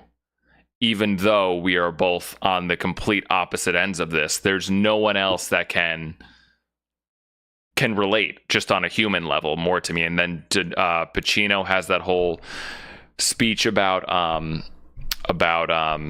seeing his dream of like all the dead people, and De Niro gives his whole thing about like I can't ever have any relationships, and they kind of like, I hate this fucking term. I hate this term so much, but they kind of have like a heart to heart almost in the coldest way possible. But yeah, so it's another like amazing scene and like this just amazing fucking movie. So, okay, so fun fact related to this, Heat is based on a true story. It's based on the story of an ex-Alcatraz inmate who was eventually tracked down by an actual detective. And various events in the movie did actually take place, and one of them was the coffee meetup. I did know this. Yeah, so look, in 1961, Macaulay, that's the criminal, was transferred from Alcatraz to McNeil Island Correction Center, as mentioned in the film. He was released in 1962 and immediately began planning new crimes. Michael Perrill and William Pinkerton used bolt cutters and drills to rob a manufacturing company of diamond drill bits, which is recreated in the film. Pacino's character is largely based on Detective Chuck Adamson, who began keeping tabs on Macaulay's crew, knowing that he'd begun committing crimes. So similar, like seeing these crimes, realizing they were connected, and like keeping tabs on the crew to build a case against them. Adamson and Macaulay met for coffee once, as portrayed in the film. Their dialogue in the script is based on the conversation that they had. The next time they met, guns were drawn, which is also mirrored in the movie, though I believe Macaulay was actually taken alive with his people. Macaulay and members of his regular crew followed an armored car that delivered money to a National Tea grocery store. This is in Chicago. When the drop was made, three of the robbers entered the store. They threatened the clerks and stole the money bags worth $13K, equivalent to $133,000 in 2024 money, before getting away with police fire. The crew was unaware that Adamson and 8 other detectives had blocked off all potential exits. The getaway car turned down an alley, and the robbers saw the blockade and realized they were trapped. All four exited the vehicle and began firing. Russell Braden, or Breeden, and Michael Peril were slain in an alley, while Miklos Pelosi, that's Kilmer's character. That's the real life basis for Kilmer's character. Shot his way out and escaped.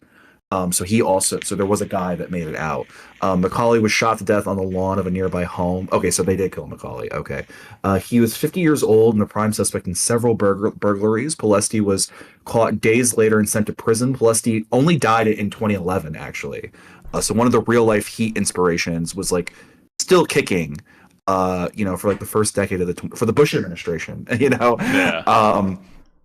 And then Adamson went on to have a successful career as like a television and film producer. I don't know if he consulted on this. He might have. But yeah. Also, John Voight's character. We haven't talked about John Voight at all in this, but we haven't. He is not related to this particular crime, but is also based on a real life person named Edward Bunker, who's like a criminal turned author. Nice. Look at that. I did know, so just to kind of like run through a last few things, really quick. I did know, I did roughly know it was based off of a true story. And it's funny. So I've been following a lot, obviously, of Michael Mann, bringing it up to today, is working on a Heat 2, that I believe is in production. It's kind of, I saw Adam Driver supposed to play young De Niro's character. So what's interesting, which makes no sense, by the way, but Heat 2 was released. They did write a book. Michael Mann did write a book, I believe 2 years ago, for Heat 2. I remember when it came out, and I want to read it. And it's meant to be like a prequel and a sequel to the story. And I think it's really interesting because the one thing I always until like doing prep for this, I always kind of thought in my head that the original Heat was also based off of a book that was also inspired by a true story. Because when you watch this movie, especially on this rewatch that I had, there feels like so much information that's given that like, oh, this seems like part of a bigger story. Like, there's a lot of lines in this movie that are equivalent to, you fought in the Clone Wars? There's a lot of lines.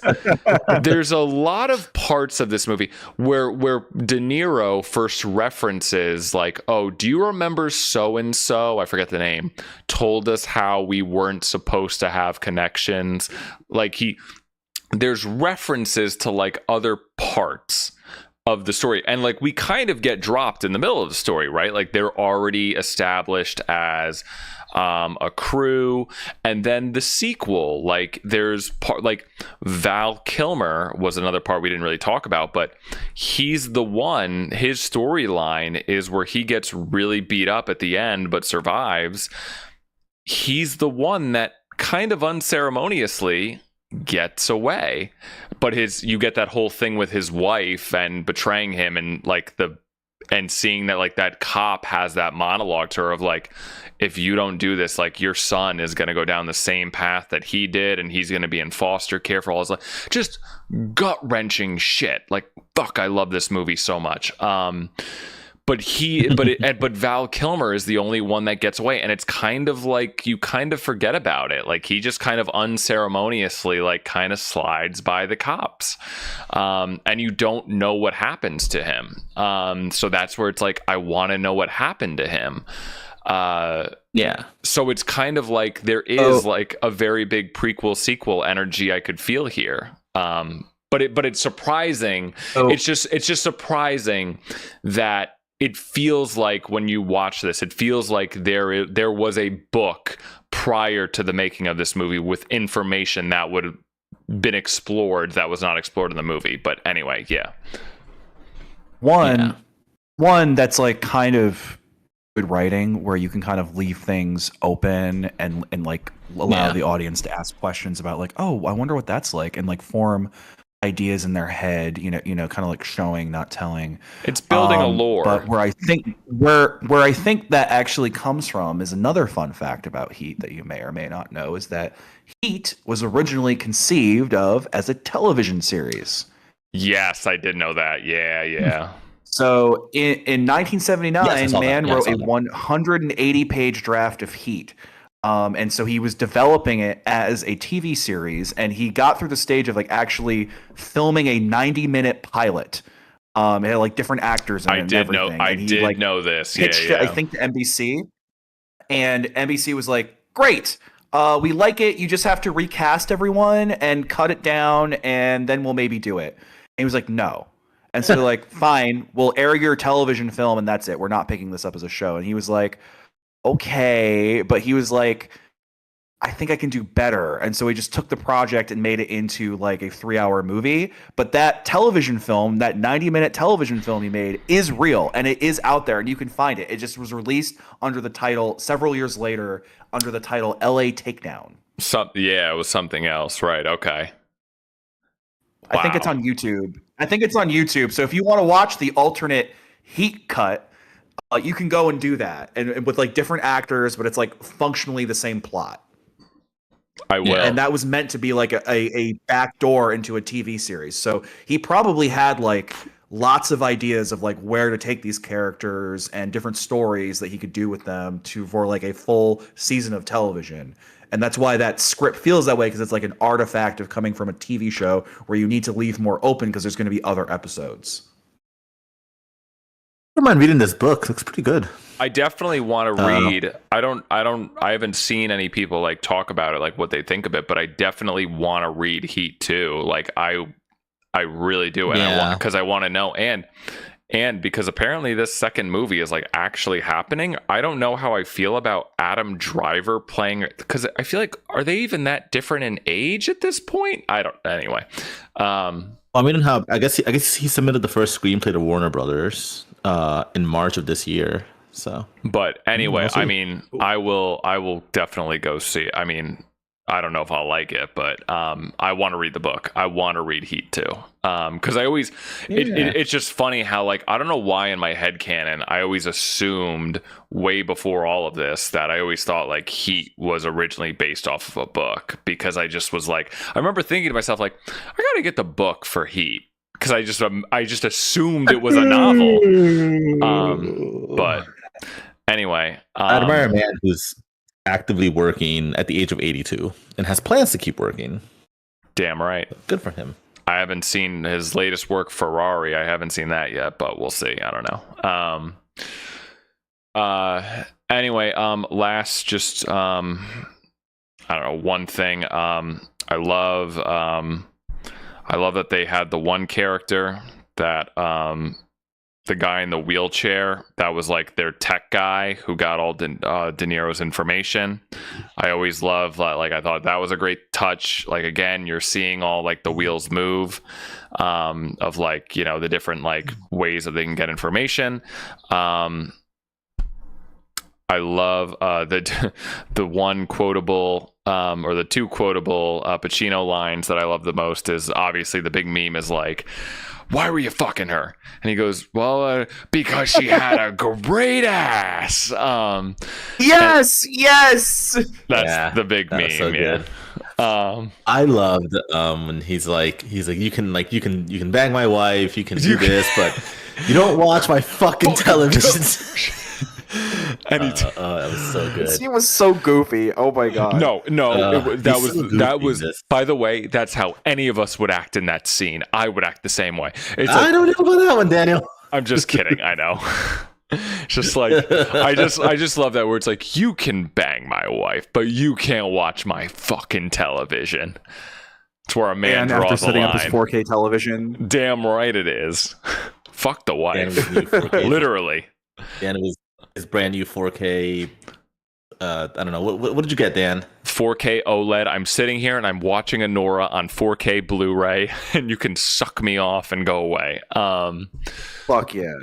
But anyway, My favorite last thing is I liked how stupid John Voight's hair was in this movie. Oh, it's so So goofy It's so looking. We haven't stupid. really I talked love about it. John Voight. He's like the mastermind for the crew. He gives them like jobs basically, and then like arranges their exit strategies essentially, and for like a cut of what they steal.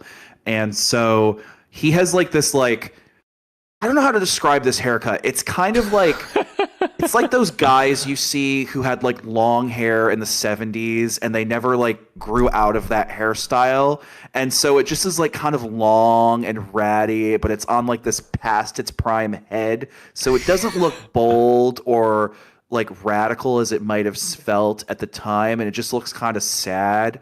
And whenever you see this type of guy, you immediately are confronted with this sense memory of the odor of cigarettes and like the sound of like classic rock and maybe like an ill-placed like lava lamp and a shag carpet. Like that's what this is what the energy it gives off, like very like divorced dad, divorced uncle vibes. Like and like living in the back of a van vibes. Like that's the type of hairstyle that we have going on here. It's so fucking funny. I couldn't agree more. That was very well put. Yeah, and he's in like a bar just drunkenly talking to De Niro, and he's like, look at this napkin. He like writes something on a napkin, and he's like, what? And then he goes to De Niro. He goes, what does this say on this napkin? And he goes, what, tariffs? And he goes, tariffs. And and we're like, Was John Voight ever a good actor? Do we think this? I don't know him from anything else. What else is he in? I mean, I know he's like collaborated a lot with Coppola over the years. Oh, then I mean, probably. And he's in the first Mission Impossible. He's like fine in that. I don't know. Yeah, I don't. I know the name. I know him from I don't think this. he's bad at But, all. I mean, He's in Megalopolis. Fun fact: he is like a goofy ass scene in Megalopolis where with he's the like, boner. "What do you think of my boner? Like, what do you?"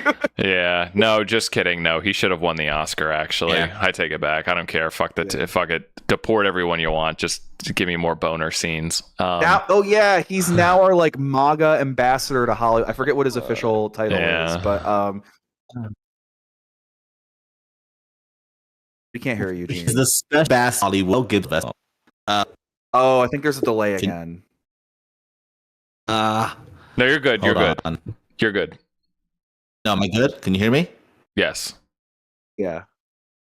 Yeah, he's the special ambassador to Hollywood with Mel Gibson and Sylvester Stallone.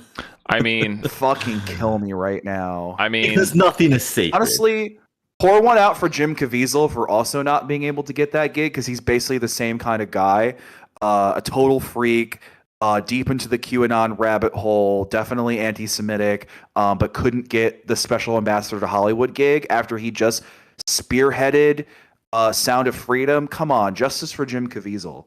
yeah. I mean, I hate to say it, and I mean, and I love, and you know what? I love Stallone too. Like I'm a huge Stallone fan, but I love Mel Gibson. I feel you. You saw where I was gonna say, Gibson is such a psychopath monster. Like he's Literally. he's kind of like Yeah, he also saved Robert Downey Jr.'s life and career.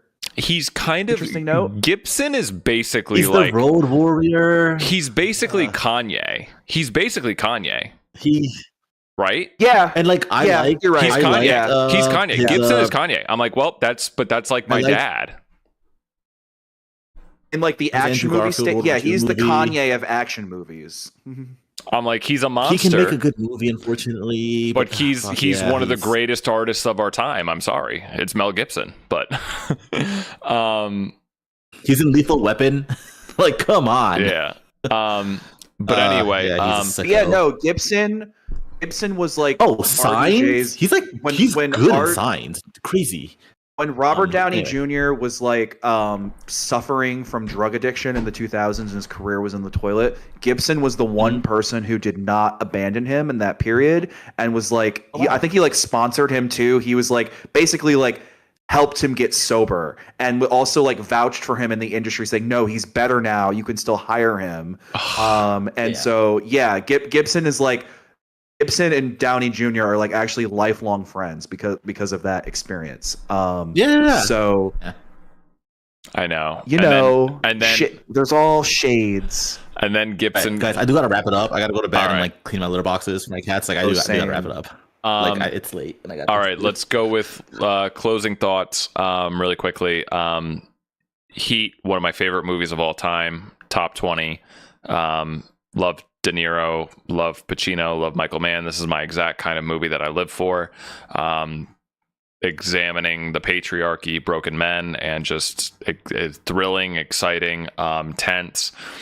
And I love all 3 hours of it, and I wish it was 6 hours, which hopefully we'll get another movie of it. And I really want to read the book and explore more Michael Mann movies because he's my third favorite director, I think.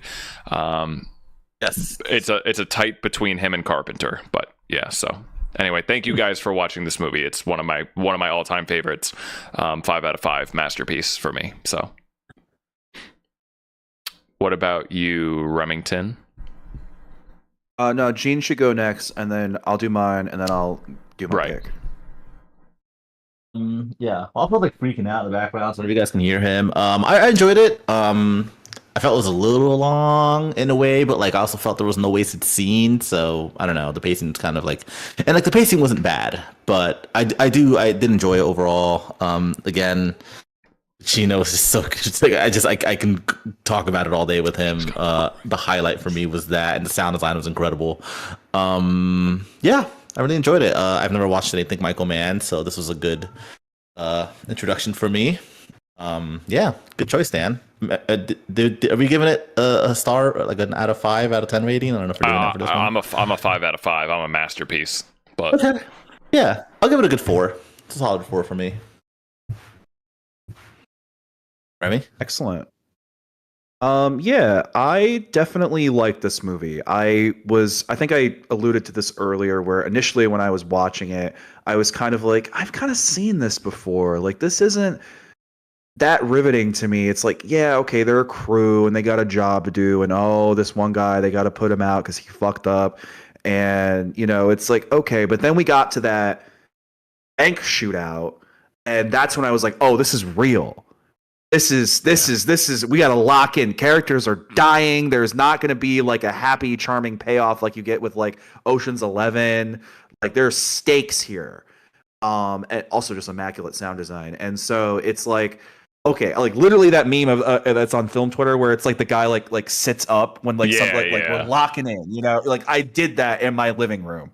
And so sitting with it and being able to reflect on it as a whole, yeah, I did enjoy this movie, and I'm glad it was shared with me. I think it's a solid like heist crime film.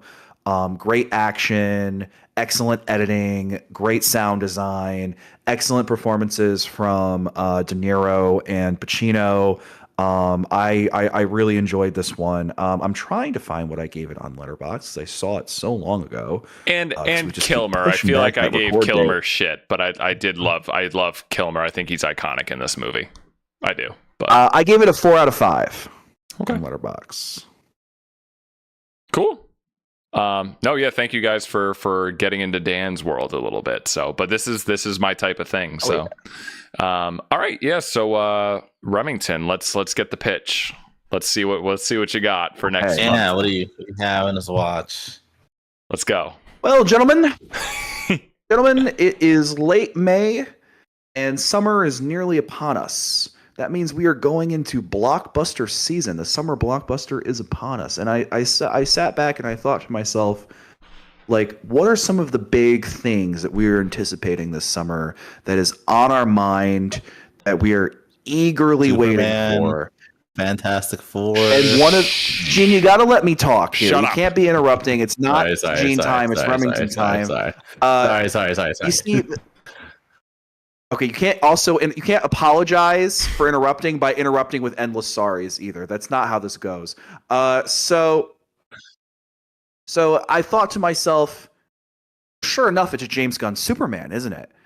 You know, Superman is coming. We have not had a solo Superman movie in over a decade with Man of Steel.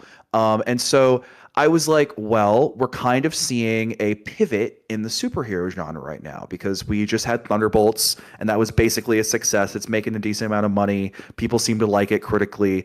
And now we have DC's version of that with this pivot by putting out James Gunn's Superman, which is supposed to be this big turn for like the DC cinematic universe. And it, but done by a generally well-liked filmmaker who supposedly is like a huge Superman fanboy, has always wanted to do a Superman movie, and is acclaimed for his success for the Guardians trilogy. So that got me thinking, like, what is the terrain of the superhero genre?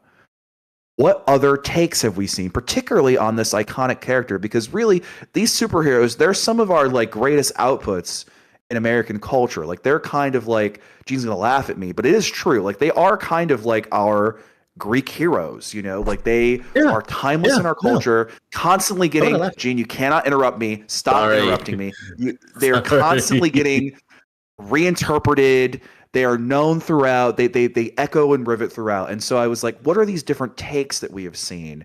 It might be fun to go back and look at them, particularly the Man of Steel, since he personifies America, particularly post World War II America. He's that symbol, and so in our culture, we have the Christopher Reeve Superman. That was like the first big foray on the screen. And then we have the Bryan Singer Superman played by Brandon Roth in Superman Returns when we were little children. And then, of course, we have Zack Snyder. We kind of came of age in the fallout of the Snyderverse with Henry Cavill's Superman. And I invite you all to remember 4 years ago when we had the Justice League.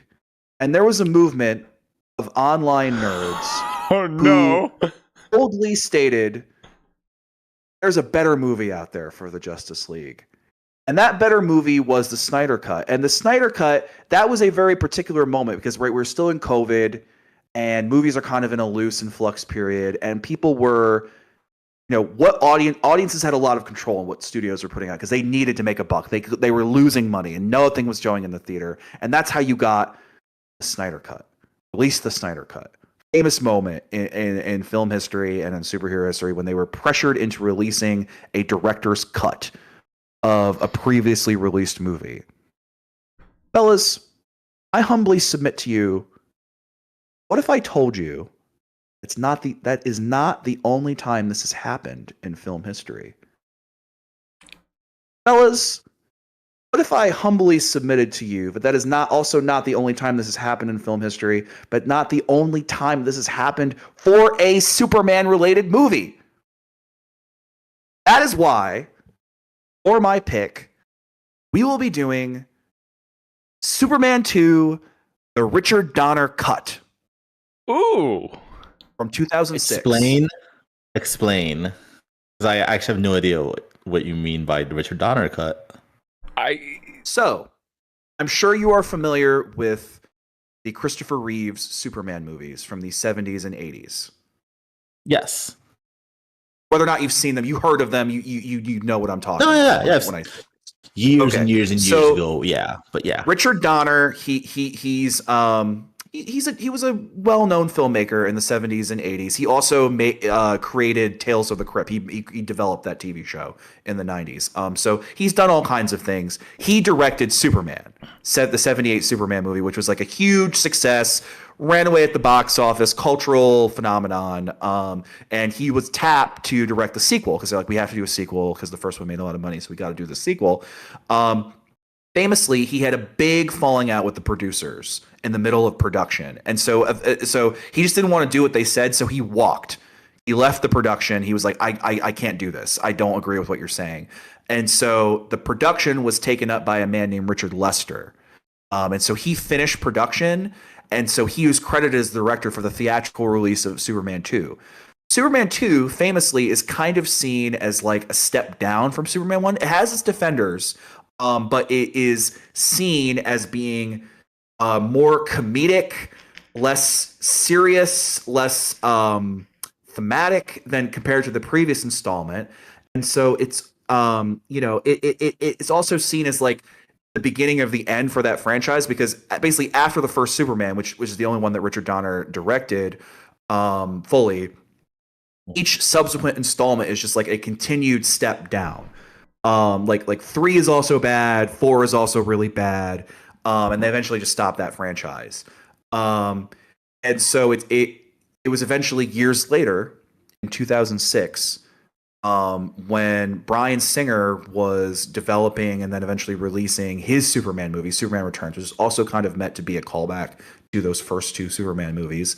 There was a lot of interest when it was learned that there was like extra material lying around from that Superman 2 movie for Richard Donner to get a chance to recut the film into his image and put out his director's cut, like his preferred version of what that movie should look like. And so Bryan Singer partnered with him to allow him that opportunity to work with all that old footage, because Superman Returns is meant to be like an homage and like kind of like pick up where Superman 2 leaves off. And so they were kind of working in that same space. So Donner, he was like very old at this point, was able to step in and produce a recut version of the film. And so it combines like old footage. Some of it's like really rough too. And so it comes out into a movie, not quite what he would do, because remember, he left in the middle of production. There's stuff that he wanted to do that was just never filmed, because it's not what Lester wanted to do. But that's the closest approximation to what he wanted the movie to do. So we got that cut in 2006. I think it had like a DVD release basically. And that's how people saw it. But yeah, release the Donner cut, and it happened. So it's like a fun little parallel where you had, there's Whedon cut, which is kind of seen as like this like comedic, silly, not very serious, kind of doesn't understand like the thematic project of what Snyder was doing. And you have Whedon, who steps in to like recut a movie because Snyder has to drop out because his kid died and he just can't do it and he doesn't like what the studio's doing. And then eventually through fan pressure, he's able to return and put out his director cut, which is seen as more serious and down to earth. And so it's like a fun little parallel. And so I thought, one, we haven't really had a chance to talk about director's cuts on this podcast, so this is like a fun way to get into that and the nature of that. And then 2, it's also Superman related. We have a big Superman release coming down the block, so we can get in on that. And then 3, because we live in the cultural moment we do, where like there's insane fanboys running around the internet. The legacy of Release the Snyder Cut looms large in some ways, and so it's fun to go back like almost 20 years prior and see like an interesting little precursor to that moment. So that's what I have for you. It's a little bit of homework because it is Superman 2. So if you haven't seen the first Superman, you maybe want to see that, and then maybe you also want to compare it to the theatrical cut. So maybe you also want to see that so both versions of Superman 2. But that's what we're doing. Superman 2, the Richard Donner cut, and that is what it's called. That's what you have to search for. It's called Superman 2, the Richard Donner cut. Interesting. Okay. I love it. I'm very. I don't know this existed. Yeah. I've definitely heard the term the Donner cut, like not the Donner cut. I've definitely heard the Donner Superman before. I have never seen any of those old Superman movies. So I'm definitely going to go back and watch the first one now and watch the second one and watch okay. All right. I love it. Okay, great. This is leading up to the new Superman movie. So great choice. All right. Let's get out of here. No, this is great. No, I actually really want to do this. I'm excited for this. First superhero movie. This is going to be good. This is up Gene's alley. All right. So patreon.com/Dan Ivy, folks. We'll be getting back soon to the channel. Everything, no signal, will resume soon once I get my apartment settled. I have to pee so bad. Let's get out of here. Play us out, Gene. I gotta go. I don't know. All right. Bye, guys. Bye, everyone.